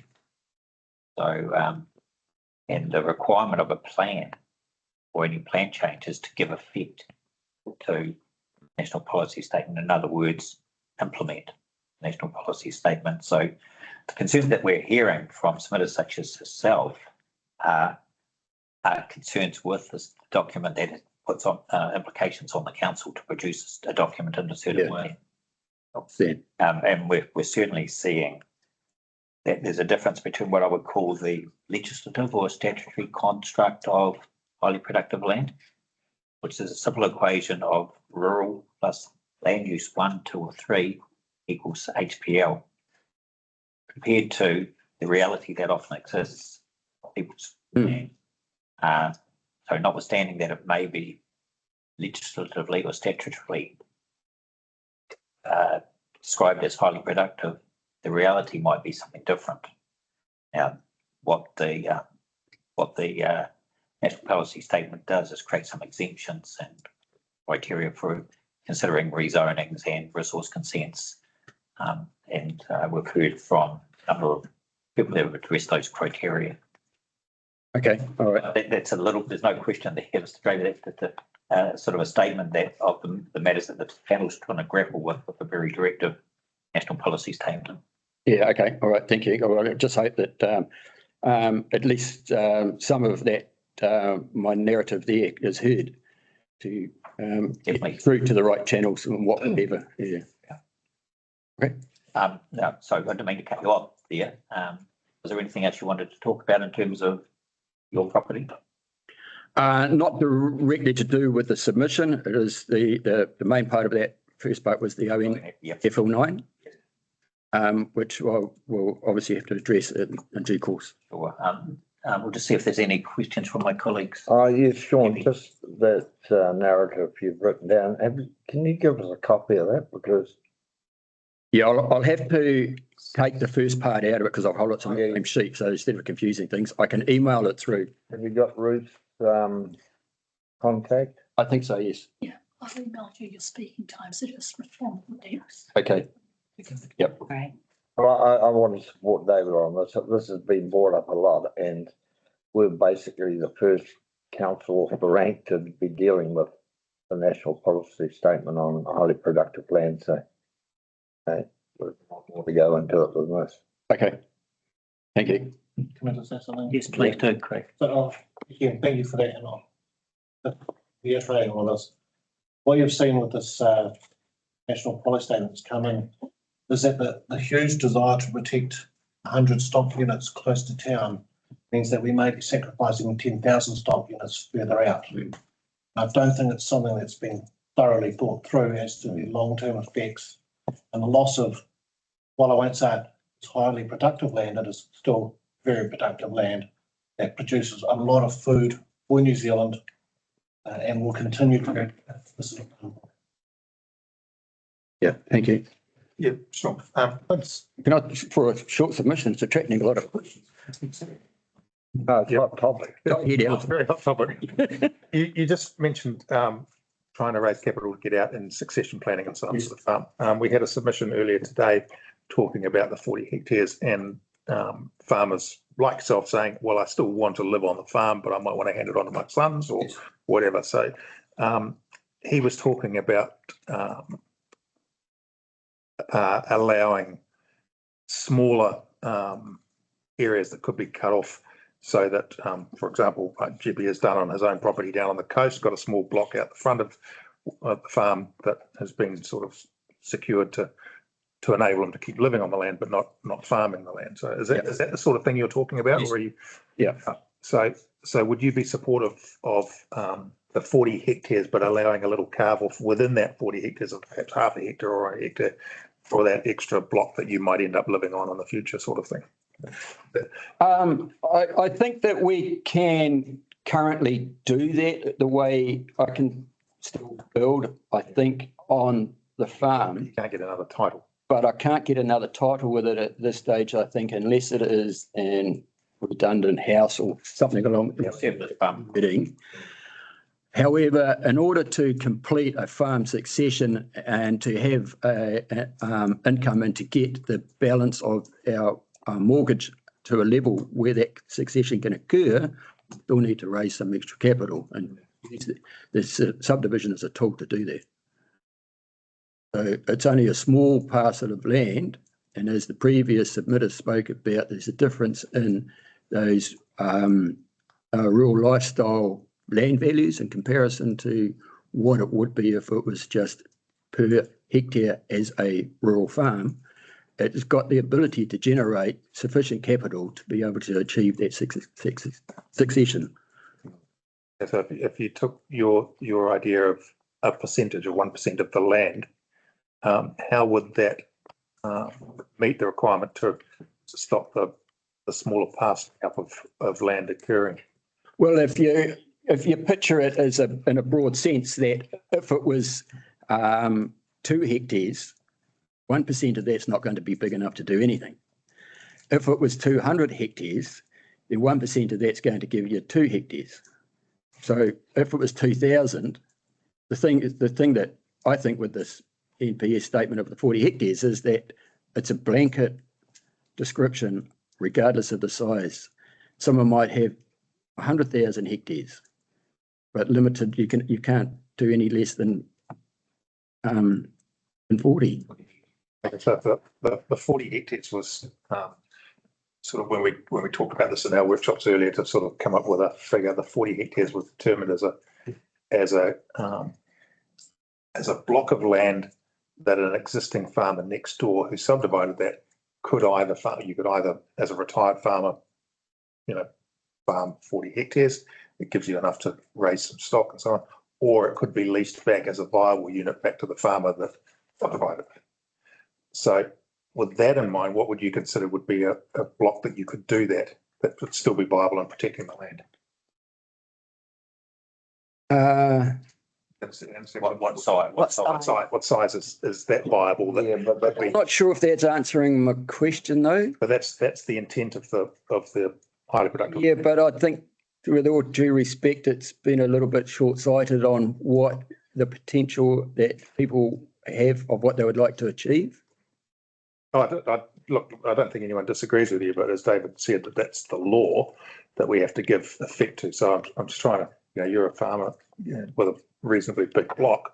How would, if the intent is to make sure that whatever we do, it's still a viable piece of land that can be farmed, or leased back to a farmer or whatever, what would you consider would be the smallest block you could do that with? Well, that's not really what I'm seeking, but I know. Yeah. We might not be able to give you what Why don't you just remind us what you are seeking there? well, be able to subdivide land to be able to generate capital to retire. Yes. So it's basically raising the capital so we can actually get off it. Now, 40 hectares is too big a size to do that. It depends on what values are and what your personal needs are. So really, I can't put a number on it. Some submitters have suggested 20 hectares. What would your response to that be? I'd probably say that's still too much, maybe. Keeps getting warmer. So it still wouldn't meet your intent of trying to. Not really. Hey. So because that's the challenge here, is because you're subdividing it to raise capital. Yeah. Whereas the highly productive land is there to protect it from that exact thing. Yeah. And to prevent fragmentation. Yeah. So you've got that disconnect there. Yeah. Still a useful conversation. That's adding to the jigsaw. All right. Thank you. Thank you. David, could I just suggest that Sean talk to Hamish about your proposal with the canoes? Okay. He's right behind you. On Right. The first, ONL. yeah. Yes. All right. Thank you for your time. Thanks, Sean.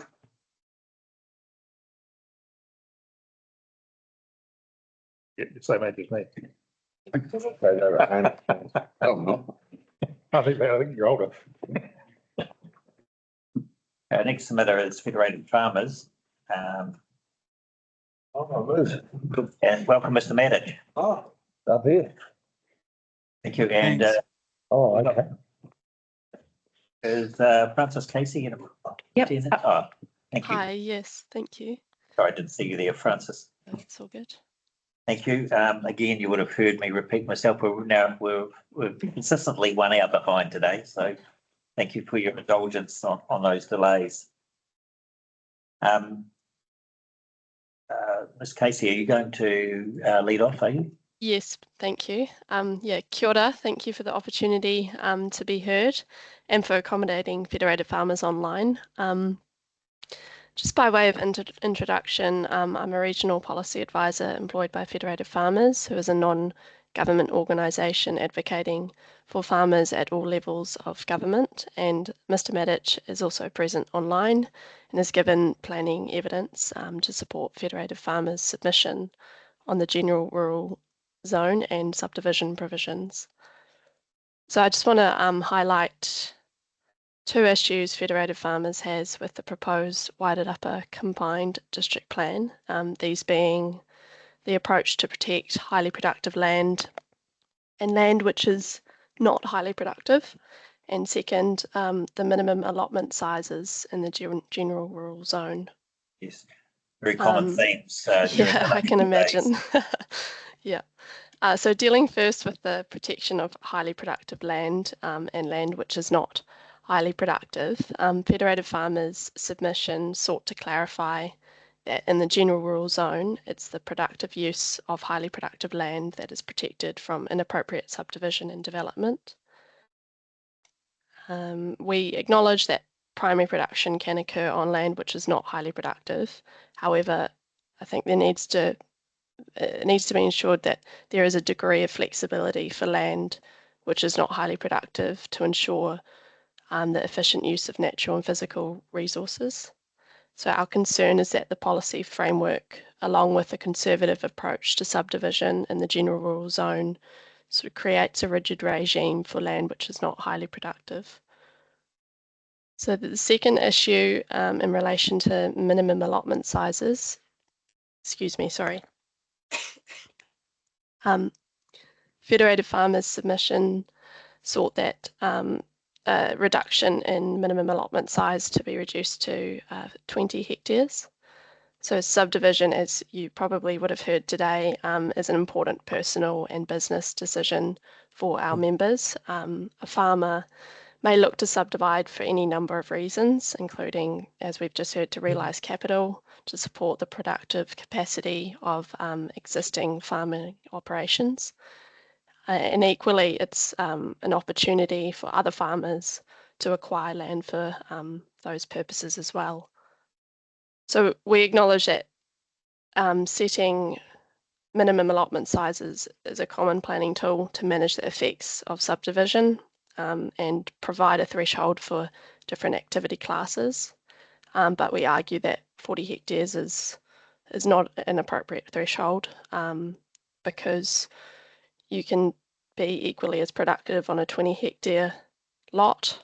Past subdivision patterns have shown that it is allotments of less than 20 hectares that are causing the loss of highly productive land and subjecting land which is not highly productive to large minimum allotment sizes arguably does not achieve efficient use of natural and physical resources. That's pretty much the essence of our issues. If there's any questions, I'm happy to answer them, or Mr. Maddich is happy to answer. Yes, I think we'll go to Mr. Maddich first, and then if there's questions arising, we can put it to both of you. Thank you. Good afternoon, Mr. Maddich. Good afternoon, and thanks for being able to make time for us. You'll have seen my evidence, and I'm happy to answer questions on that.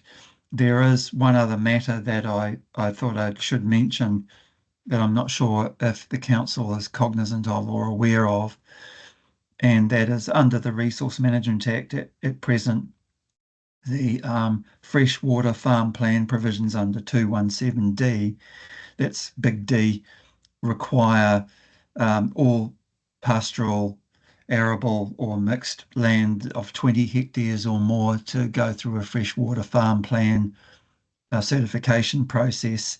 Now, the government is proposing to pause that, but they haven't paused it yet. The regulation's still in effect, and we might see something by the end of the year in terms of an amendment bill, but I'm not clear on whether that's going to just pause the timing or make any other changes. But being cognizant of that, somebody who is in a situation where they want to lease a part of a 40 hectare lot and produce a freshwater farm plan for 20 hectares of it will be incurring quite a significant expense preparing and getting the freshwater farm plan certified, and they might not want the whole 40 hectares. They might just want the 20 hectare minimum that's in the Resource Management Act, and it might be better for them to own that land and take that risk with the investment money and the cost of getting the freshwater farm plan certified and the farm plan system set up by owning that 20 hectares outright rather than having to lease a whole 40 for the 20 that they need or something like that. Now, when you take that fact together with the similar councils in the region or the general southern part of New Zealand that have roughly 20 hectare minimum lot sizes, I think that reinforces the point that I made in my evidence that I think 20 hectares is probably a better number than 40, And I note that Mr. Horrell, in his hearing statement yesterday, said he would tend to agree with me on that issue, and he did acknowledge that it was subjective. But I stand by my 20, and I'm happy to answer questions on that. Yes, we do have some questions for you on that, Mr. Maddich. That was a perfect segue, thank you. With regard to the table at 3.5 on your statement with the different minimum rural lot sizes for the different councils, are any of these district plans or have any of these come into effect since the new NPS HPL? No, they're all pre-NPS HPL. Okay, thank you. The follow-up to that question, Mr. Maddich, sorry to jump in there. No, you go. And given your role at the national level with Federated Farmers, we've heard that there is possibly about 4 or 5 other councils that are embarking on, would you call them second generation or third generation reviews? They include the Far North, Timaru District Council, Gore District Council, and a combined West Coast plan. Maybe others, but they're the ones that I'm aware of at least. How have those plans dealt with the situation post the NPS HPL coming into force? Look, I think that's a question that's too broad for me to speculate on at present. I think everybody's going to be facing similar challenges about what productive land is, and I think the important thing for regulation is to look for consistency. That was the purpose of the question, Mr. Maddich. It's a factual question. Are you aware of are you aware of the minimum standards in those plans that have been notified for public submission post the NPS coming into force? No, but I can look up that and follow that up if you can name the actual plans for me. Okay, the ones that I'm aware of are Timaru District Council, Gore District Council, Far North District Council, and the combined West Coast District Plan. As I said, there may be others, and I can't be absolutely certain that they were all post NPS HPL, but I think they were. Okay. Yeah, I was just assuming, maybe wrongly, that Federated Farmers would have been active at a national level in those plans. Those 3 of those plans are in the South Island. I'm in the North Island team, so I'll have to confer with my colleagues down there. The Far North isn't an area that I usually deal with. I haven't been there for a while. I do have lots of relations up that way, but I can find that out pretty quickly. Yes. Get back to you later today. That would today would be fine, but certainly by the end of the week, that would be useful if you just distill that into a written statement. Will do. Okay. Now, sorry, I'm not sure whether we cut you off at all. Was there anything further that you wanted to add in terms of yours evidence in chief? No. I'll just check with my colleagues. Other questions? No. Elster? No. No, right. I mean, seems like you've got off lightly there, Mr. Maddich. That's all. But if you could supply that information down the line, that would be greatly appreciated. Will do. Mr. Maddich, sorry, I do have one question. I've been waiting to ask it all day, and you're probably the candidate.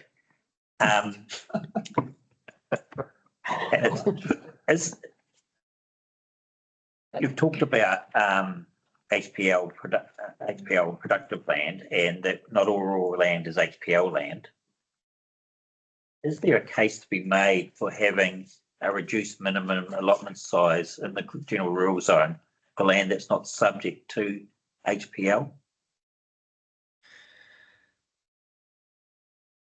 There possibly is for certain types of rural uses. I haven't looked into detail in the Wairarapa lately. I know there are pockets of land that are more lifestyle use than rural productive use per se, and I'm aware that around Masterton there are lots of historical subdivision that has occurred, and there is a conundrum about what to do with the fragmentation of land that's already occurred, and I think the horse is bolted there, and it may be that some ideal solution to look at how urban development can be directed in a way that makes urban development efficient. Yes. And I note that the NPS for urban development is one of the things that the NPS HPL kind of has a carve out for. Yes. And so I think there's probably a relationship there that the council can examine in terms of facilitating that. I know that rural lifestyle areas have been used as buffers to direct urban corridor development in other urban areas in New Zealand, and that might be an opportunity in Masterton. I'm not really, I couldn't really say more than that. But aside from that, I'm getting the impression you feel it's a bit of an artificial distinction. Just because land's not highly productive doesn't mean to say it's not productive. Well, there's all sorts of ways land can be used, and some of that comes down to the individual and their willingness to innovate and be entrepreneurial and take opportunities that might come up in the future. Who knows what the future productive capacity might be. And presently, the whole economy is flat in terms of farming and elsewhere, and so it's probably difficult to guess what that would be. I know that for farmers in the lower half of the North Island that do need standoff areas for the dairy herds and so on, about 1/3 of them are leased and 2/3 of them are owned. And if you make the lot size too large, that will force farmers more into the leasing category, and that will make farming, the choices for those farmers more difficult because they have less certainty in a lease situation than they do in an ownership situation. So they might, I think it's a question of, I think 40 hectares is too large. 20 is half of 40. So you would be possibly reducing the scope of that problem somewhat if you went to 20, and I think 20 is consistent with a lot of other districts, and it sort of adds up with what's in the freshwater farm plan provisions in the Resource Management Act. So my hunch is that that's a good landing place, and I think if you look at that, you might reflect on that somewhat further and come to the same conclusion as I have. I know that it is a bit of an arbitrary situation. Okay, well, my question probably generated one follow-up question from Councillor Plummer. You just sort of opened the door for me a little bit there in terms of value of land. When you go smaller parcels, the per hectare price goes up. And if you go too small, you then go into a different market, which is arguably not farming. So at what level do you think that figure of land puts you into a more non-farming buyer than a farming buyer? I couldn't guess about that. I'm not a real estate agent or a land valuer. I'm talking but you're in the farming.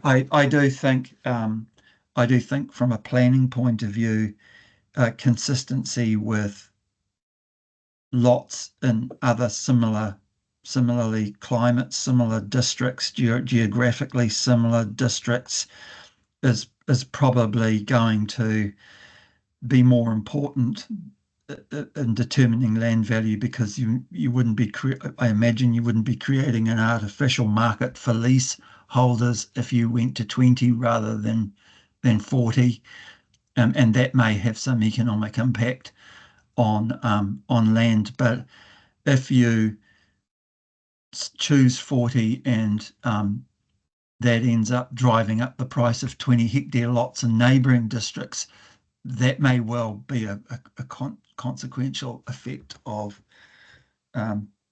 not being consistent with the other districts, but that's just speculation.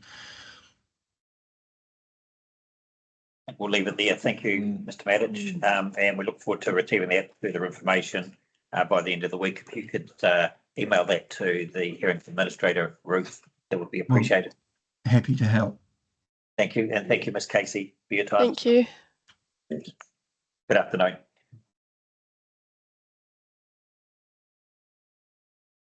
Okay, that leaves us to Mr. Hooper on behalf of Colin and Helen Southey. On up. Welcome back, second time. Yeah. Could have brought your lunch.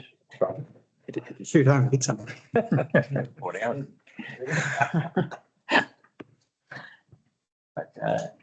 But an ultimate presentation. Okay, we've got one more up to you.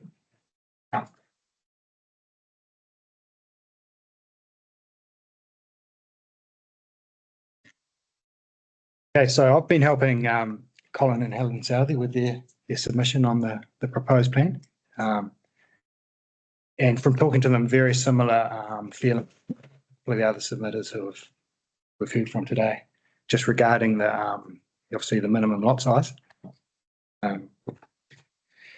Also the provision for subdivision of those sub 4 hectare lots. So I've just got some key notes that I'll go through based on my submission and the evidence. So in terms of the minimum lot size, after reading the Section 42A report and the officer's summary statement, it is clear that there is agreement on the need for a minimum lot size which protects the productive potential of rural land. However, the 40 hectare minimum lot size in sub R2 proposed to achieve this is opposed by the submitters. The minimum lot size is an important decision. The correct minimum lot size will achieve flexibility and allow people to use land in a variety of productive ways, and at the same time minimise land being used for non-productive purposes. In my opinion, 40 hectares is overly restrictive. Not only is it well above the point at which it would be purchased solely for residential use, it is also well above the size suitable for a variety of alternative and innovative primary production uses. Examples include fruits, vegetables, truffles, nuts, all those sorts of things. A 40 hectare minimum lot size will reduce the establishment of these enterprises and future opportunity in the rural areas. An example is the New Zealand Wine Growers Association pointed out in their submission that it's totally viable to a point of 4 hectares in size. So many other smaller producers, including organic producers, operate on a high quality, value added approach, often assisted with direct to customer sales. 40 hectares is simply too large a land area to manage in this way for a lot of these types of producers.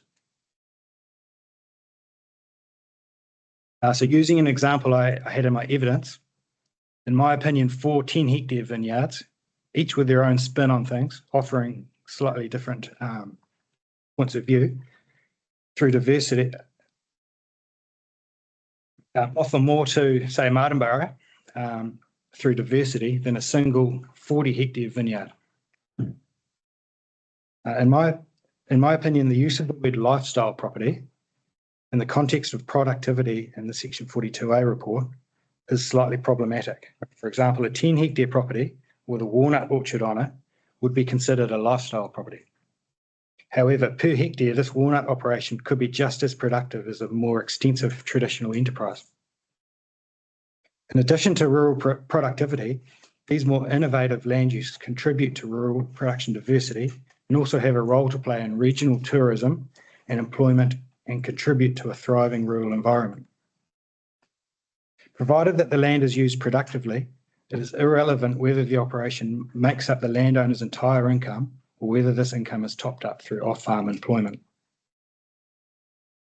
So it is submitted that 10 hectares achieves the goal of protecting rural productive use. 10 hectares is too large an area to be purchased for only residential use. And some members of the panel, GP will know this, will appreciate how large 10 hectares is. If not though, I encourage the panel to walk a 10 hectare property to get a feel of its size and consider whether a purchaser with no intention of productive use would actually purchase it. So while lots below 40 hectares could be sought through a discretionary pathway, I see this as being difficult. The councils have limited ability to direct future land use beyond the subdivision. For practicality's sake, I anticipate the 40 hectare minimum lot size being administered by the councils in a very black and white fashion. So I see limited opportunity in that restricted discretionary pathway. So just turning to sub R4, subdivision of sub 4 hectare lots. As set out in the submission, there is no reason why the Masterton district should not allow sub 4 hectare lots to be further subdivided. It makes sense to provide for further residential use within this already fragmented land. With the rural lifestyle zone potentially being reduced, it is important to provide for rural residential use sought in the plan, for example, through strategic direction RE05.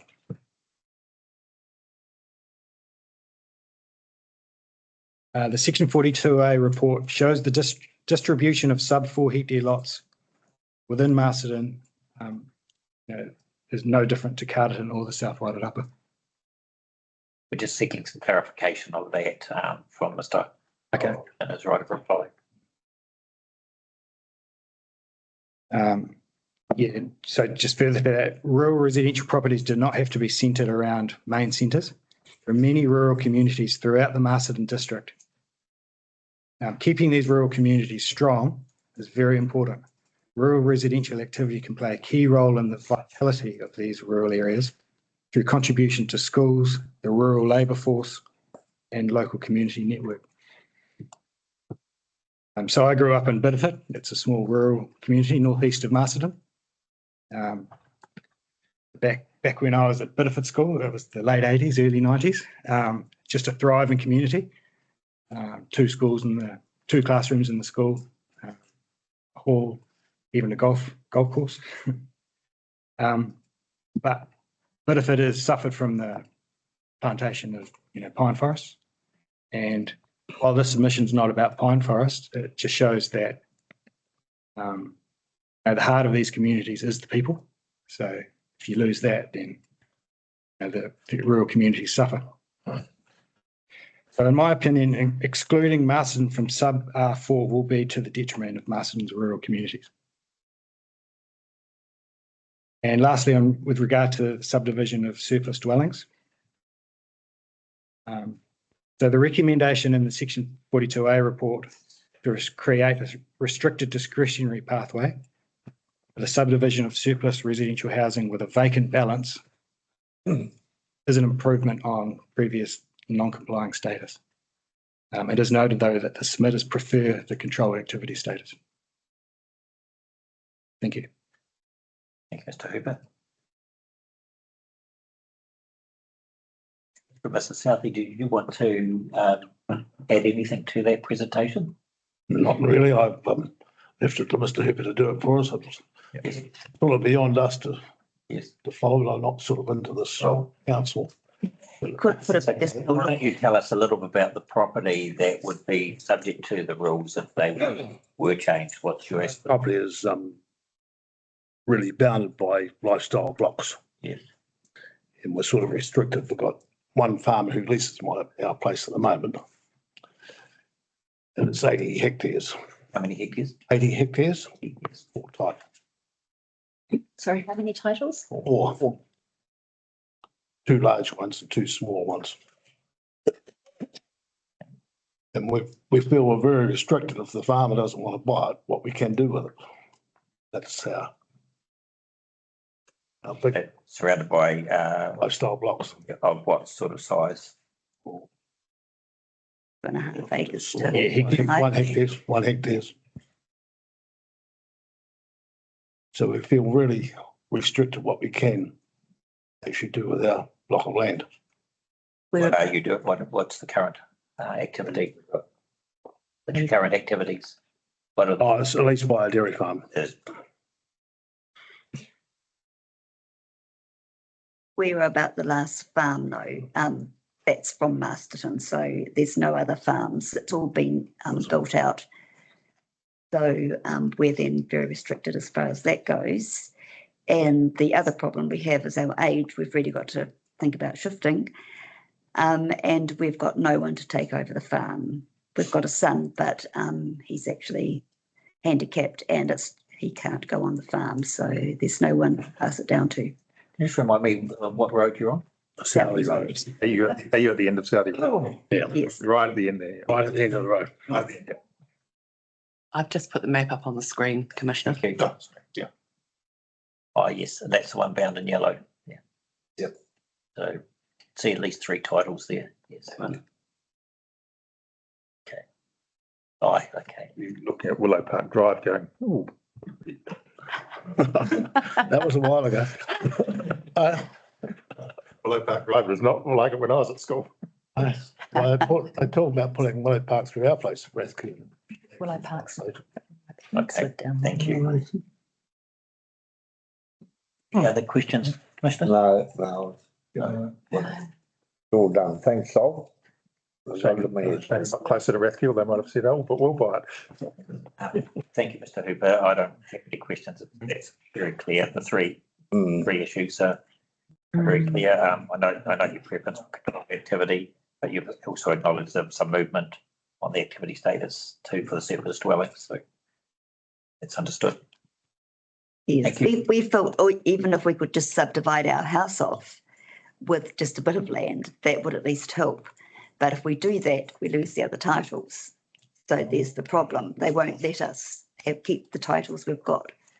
So, I mean, they're just restricting us every way that. We went to divide the house off. We had to combine all the other titles. Would you like me to clarify? Yeah. Yeah.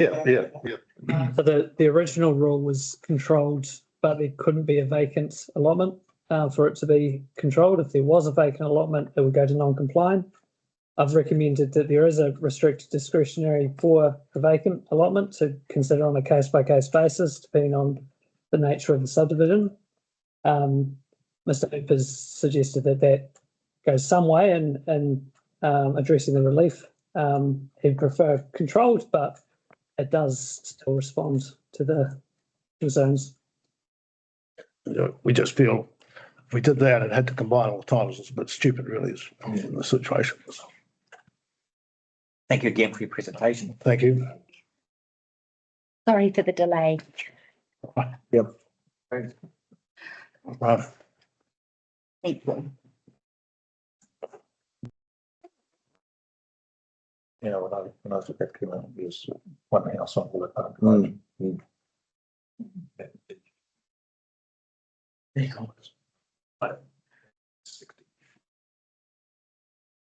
That brings us to the final, Elizabeth McGrady. Elizabeth, are you your own person? Thank you. Yes, here I am. I was looking for you online. No. Good afternoon, panel. Hello again. Okay. Not 2:45, but consistently 1 hour behind. I've been kind of ducking in and out,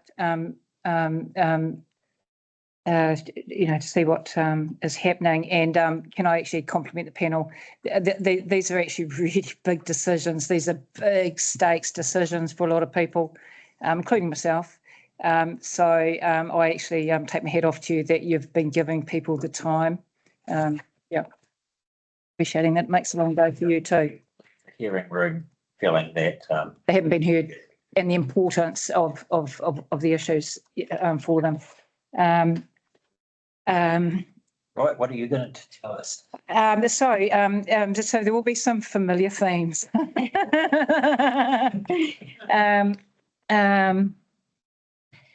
And I'll just actually start by, Elizabeth Gotti, I'm here with my personal capacity. I mentioned to you folk that I've got a lifestyle block just out of town, out of Masterton, actually directly over the river, pretty much from Rathkill College. You go out Blackrock Road and on to Matapihi. So very briefly recapping what I told you at the first hearing. So I bought about 30 years ago. It's 5 hectares, 5.2, which is material to my relief. So it's 5.2 hectares. I mentioned last time that, I happen to have a personal passion for native plants. I've been diligently working very hard the last 30 odd years planting. So for most of my block, the trees are starting to look really nice, after that length of time, Kānaka and Totara and Kōwhai and Rata. I'm quietly pleased. Down the front of my block, not a million miles away from the Ruamahanga River, there's a bony bit, which I have planted. I planted the whole thing in native trees, and I lost the whole bloody lot in the 97-98 drought. So then I had a crack at, quite a number of these, everyone has a crack at trying to make a buck out of their land. And then I had a crack at Mediterranean herbs, and it didn't pan out. Then I went back to my natives. I've got around the edges of it. There's some pockets of deeper soil, and it's LUC4, which is also material to my relief. LUC4. And so it's flat land, which might be LUC 1, 2, or 3, but it's bony as buggery. So it's the sort of thing where you dig a hole to plant a tree, pick all the stones out, and then you scratch around to try to find enough dirt to backfill with. But I've managed to, plant some around the edges and some pockets of soil and tip water down their throat every summer to try and keep them alive. And for my latest trick, I'm having a crack at pomegranates. 25 trees. It's bony and stony and frosty and droughty, but I'm taking a punt, and maybe, and that's one of the advantages of small blocks is you can take a punt. You can take a bit of a punt, and it might work and it might not, and some things do and some things don't. So ask me again in 10 years' time how the pomegranates are going.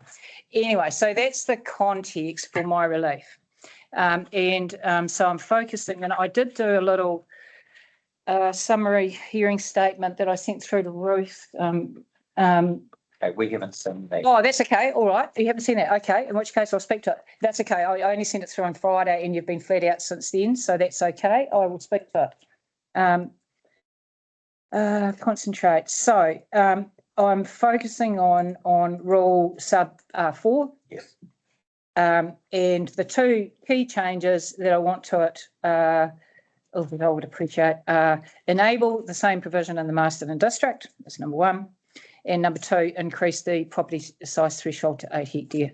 So that's the last. Increase the property size threshold.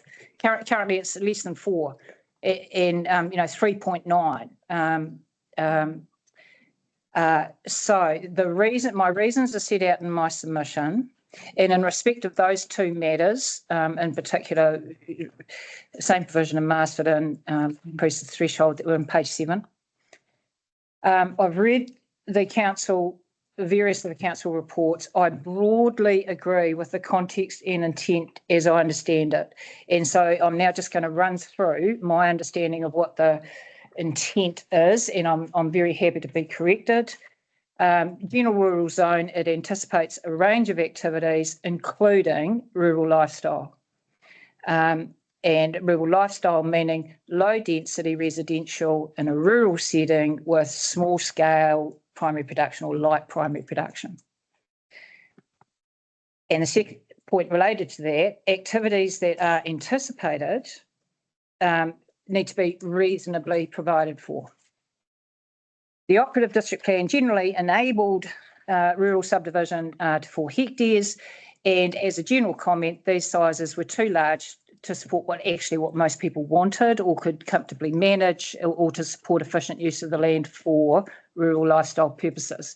And the difficulty then is, okay, it was a historic decision, minimum 4 hectares, possibly that was an independent economic unit. We actually gave away a lot more land than we needed to.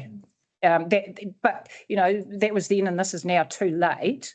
But it could have been a quarter of what went into lifestyle blocks if at the time we'd perhaps thought that through a bit more.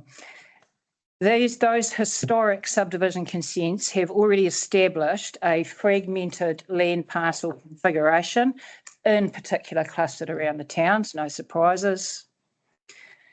The proposed CDP seeks to provide for lifestyle development in appropriate locations, insofar as this does not conflict with primary production and in particular highly productive land, which is a subset. The extent of highly productive land currently is interim, and it will be replaced when the Regional Council undertakes the mapping required by the MPS, and that mapping will provide a more accurate account, which I think Mr. Hall, tell me if I'm just reading any of this stuff, which may well exclude land that's fragmented. The combined district plan is intended to direct small allotment subdivision to land that is already fragmented with limited productive capacity, allow for further small allotment subdivision in areas that are fragmented through existing subdivision. And then there are a number of properties that are just under or just over the magic 4 hectare mark. I happen to be one of those. And the formative report, which was back supporting the Section 32, the rationale for protecting these blocks that are just over the 4 hectare mark may be arguable, and I'm certainly arguing that point.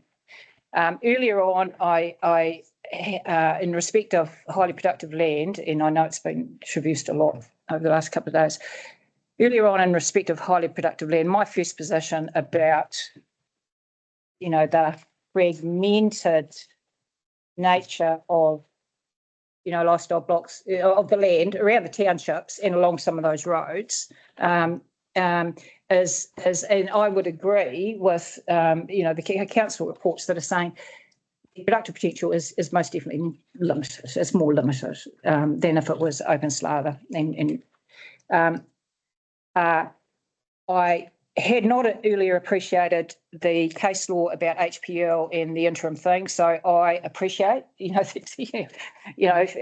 your hands are tight as far as I understand it. So, setting aside the highly productive land, what's on the table now is the fragmented resource, which is not highly productive land. And the officers finally did a little math, and this was Appendix 9 of the Section 42A. And this particular map, it's the one that shows properties less than 8 hectares. It's got less than 4 and less than 8 hectares across the 3 districts. And there's not that many, guys, actually. You know, there's not millions of them. And happily for me, one of them's mine. For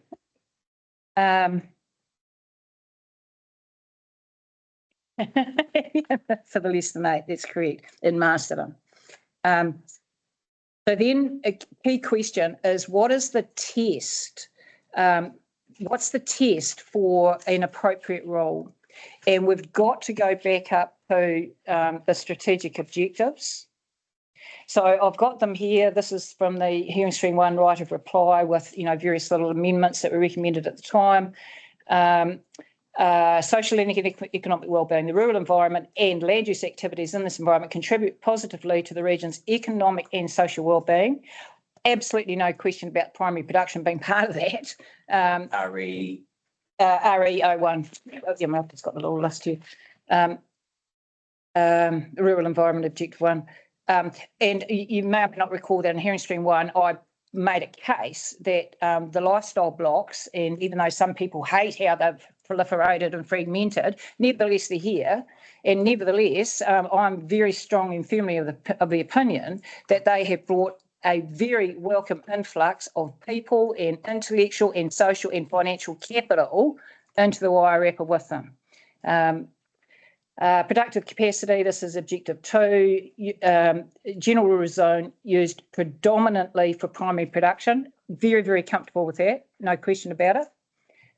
And this map here would suggest this is all the little blocks across the 3 districts, less than 8 hectares.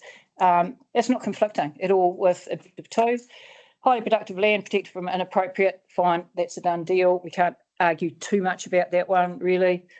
Appropriate subdivision use and development, is it? Yeah, and I won't go there because I don't need to. You guys have already traversed it sufficiently. And then objective 5, rural lifestyle. Opportunities for lifestyle are provided in parts of the rural environment where they do not conflict with enabling primary production and protecting productive capacity. Now, that last objective is a fundamental test for whether we do or don't provide for lifestyle blocks. Yeah. And yes, and the policy, I think the key policy here is sub P6, avoid inappropriate subdivision in the general rural zone. Avoid subdivision that will result in sites that are of a size, scale or location that's contrary to purpose. Limiting small lot subdivision within the general rural zone to areas where the soil resource is fragmented and doesn't compromise the use of land for primary production activities. So that, I think, is the key test for what size and shape of subdivision do we provide for in the district. I'm happy to be corrected if I've misunderstood that is indeed the key test, that, you know, that we've got this hierarchy from the objective to the policy to the role, and that's the key test. The reason I'm emphasising this is because I've heard other little tests alluded to, and the other little tests that I've heard relied on, one is about theoretical yield, and Mr. Horrell, Charles, I'm going to respectfully disagree with you on this one.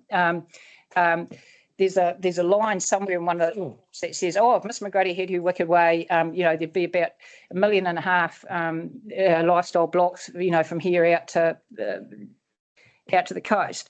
I'm exaggerating, but the key point here is the theoretical yield is this. I'm just going to boldly say it's meaningless, because we had an operative district plan where pretty much everyone could go down to 4 hectares and everyone didn't. You know, the theoretical yield then was enormous and it didn't get capitalised on for 1,000 reasons. And equally, the proposed district plan is saying in the rural zone, you know, subdivide down to 40 hectares. Well, the theoretical yield of that is every single farm in the Wairarapa could get divided into 40 hectare blocks. But equally, that's a nonsense too. So I don't believe that that's an appropriate test, you know, that theoretical yield thing. And the other little test we seem to be using is that over the past 10 years, roughly how many subdivisions in rural dwellings, because no one's got 100% fix on how many there've been, we're using rural dwellings as the proxy. There's been roughly this number over the last 10 years, and therefore that's our assumed demand for the next 10 years. And therefore there seems to be an implication that that we shouldn't go too much below it, but we shouldn't go too much above it. But I'm questioning that. I'm asking the question, where is the policy support for that being a test? Because on my reading, the key test goes back here to productive potential. And just going back to my own situation, I have something in common with some of the other submitters today. My block is sort of a rectangle like this. Down the down the front, there's about an acre of this bony stuff. I've got some beautiful soils out the back where I'm growing beautiful trees, but I've got a bony bit up the front there where I really struggle. I've tried and failed, and in my view, the highest and best use for that bony bit of land down the front, frosty and droughty as it is a house site. Pretty much exactly the same as my neighbour to the left and my neighbour to the right. But currently, A, because I'm in Masterton, and B, because I'm just over the 4 hectare mark, I'm stuck. And like some of these other submitters, I've worked really hard over the last 30 years. I've done a lot of physical yakka to get all those trees in the ground and watered and weeded and so on and so forth. But at a certain point, I probably wouldn't mind downsizing to a little block down the front where I can still get a visual on my rata flowering in years to come. Yeah, so let me just double check that I haven't missed any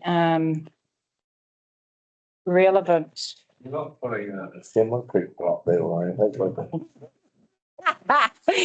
Who would know? Yeah. Always enjoy these presentations. Last thing, just as a tiny little thing, and again, it's just a little clarification. And Charles, forgive me, sort of staring at you. There was a question from Commissioner McMahon yesterday along the lines of, why did Masterton decide to go? Because at face value, the reasons don't really stack up. That suggestion that, that just don't stack up. The different pattern in Masterton and Carlton and South Wairarapa.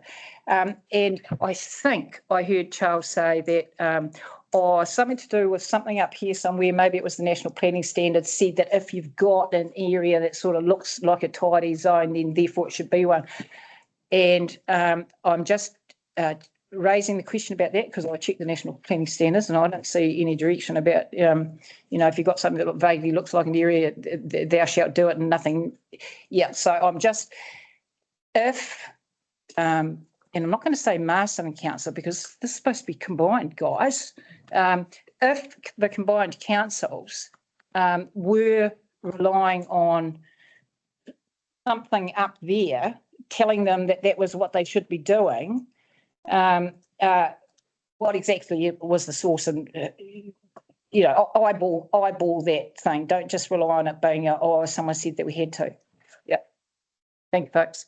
Okay, let's just try and summarise that. Thank you for the useful statutory assessment, Raki. That's been useful.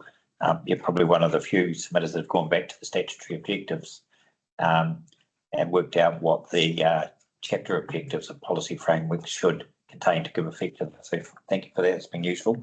And then the focus on the policies and methods for achieving those has been also useful. In terms of that latter matter, the methods, can you just provide a very brief summary as to the key changes you're asking for the policy? Thank you. I appreciate that, Commissioner. I'm going to actually start with policy, and this is in the little note that I sent through to Ruth's just emailed that out to everybody. So I know you've had a long day, so I'll be expeditious. So starting with the policy sub P6, yes. Avoid inappropriate subdivision in the general rural zone.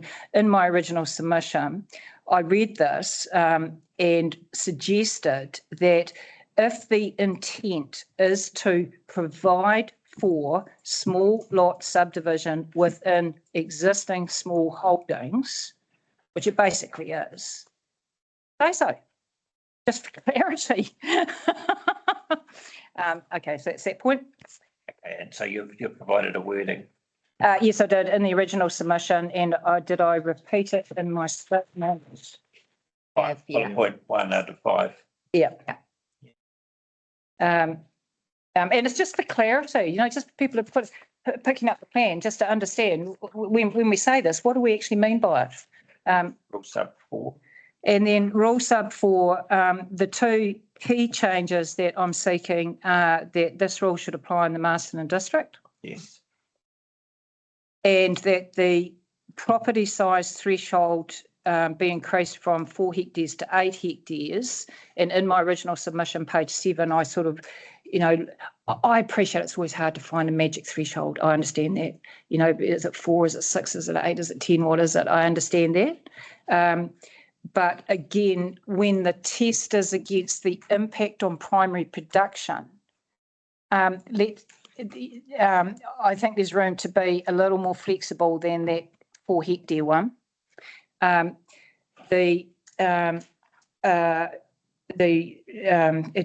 Charles had a crack at calculating how many extras that would mean. There was an implication there that it was possibly a bit too much and it might sort of overshoot the theoretical demand over the next 10 years. I've also heard the panel reaching out through the course of the last, looking for middle ground. So in the spirit of a middle ground, what if it's 6 hectares? And in support of that, formative, again, this was a report that they did earlier on, formative figure 6, they actually looked at lot sizes across the Wairarapa, and as we would expect, particularly in recent years, there's been a lot of smaller ones. They started out as being bigger, and then a lot of people are subdivided subsequently. So the actual physical number of blocks which are 5 to 6, hard for you guys to see, but it tails right off. So again, if the test is its impact on primary production, I'm going to say it's next to nothing. And would the alternative metric of 6 hectares still be at the controlled activity stage? Yes, that would certainly be my recommendation and wish.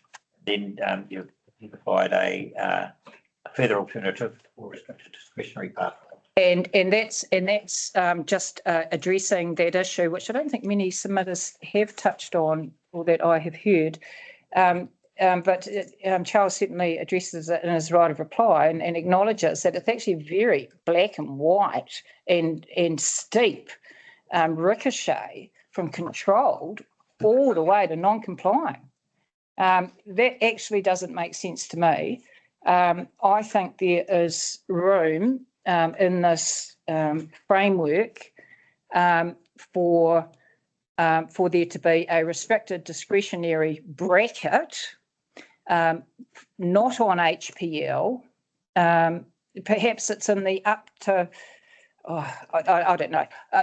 But I'm just flagging that it doesn't actually make sense to me that we've got such an extreme divide between controlled and non-complying in an area where we're talking about existing small blocks with no impact really on the core value, which is primary production. And then the last point is in respect of GRUS S4, and this is in relation to it's the granny flats. It's where if you put another house on, it needs to be quite small and tucked, cheek by jowl within 30 metres to the main block. And I understand the reason for that. That you're trying to tuck everybody's elbows in, but and God forbid that if it's over there, then someone might subdivide. But actually, again, the test is what impact is it having on primary production? And I'll go back to my own situation.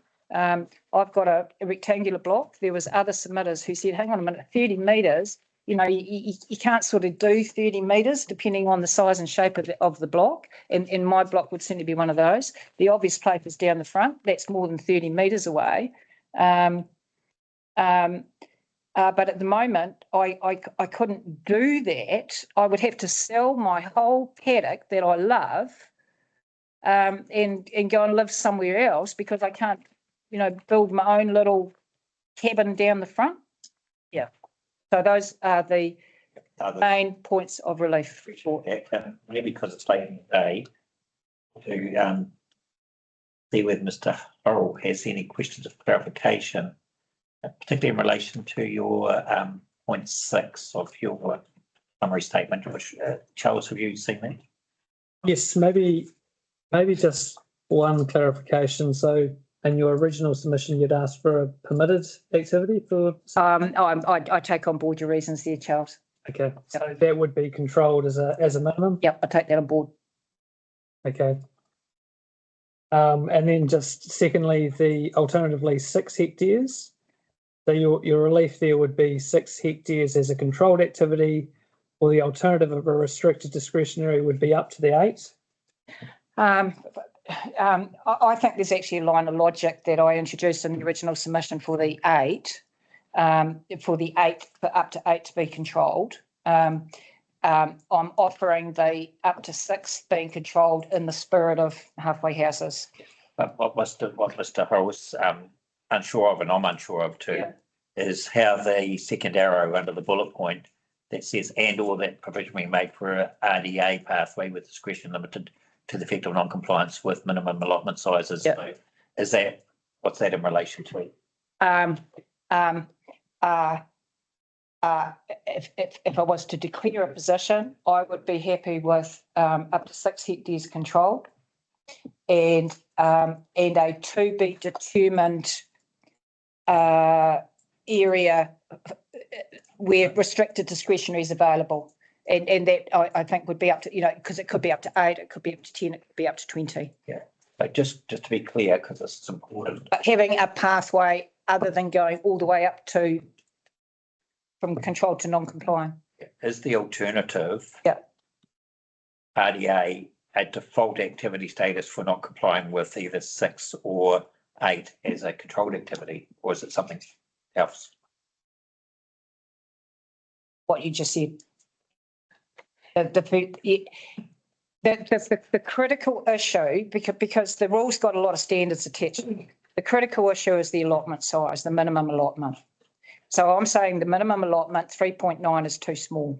Yes. Unreasonably small. You're saying your preference is that it be increased to 8, or as an alternative, increased to 6? Correct, as a controlled activity, correct. We understand that. Yep. I'm just having trouble understanding what the And then to the extent that there is a block of land which is 8.1 hectares. Yes. Which seeks to subdivide, breaches that condition. It has the pathway of a restricted discretion, and there could be an upper limit, maybe your upper limit, it's in that.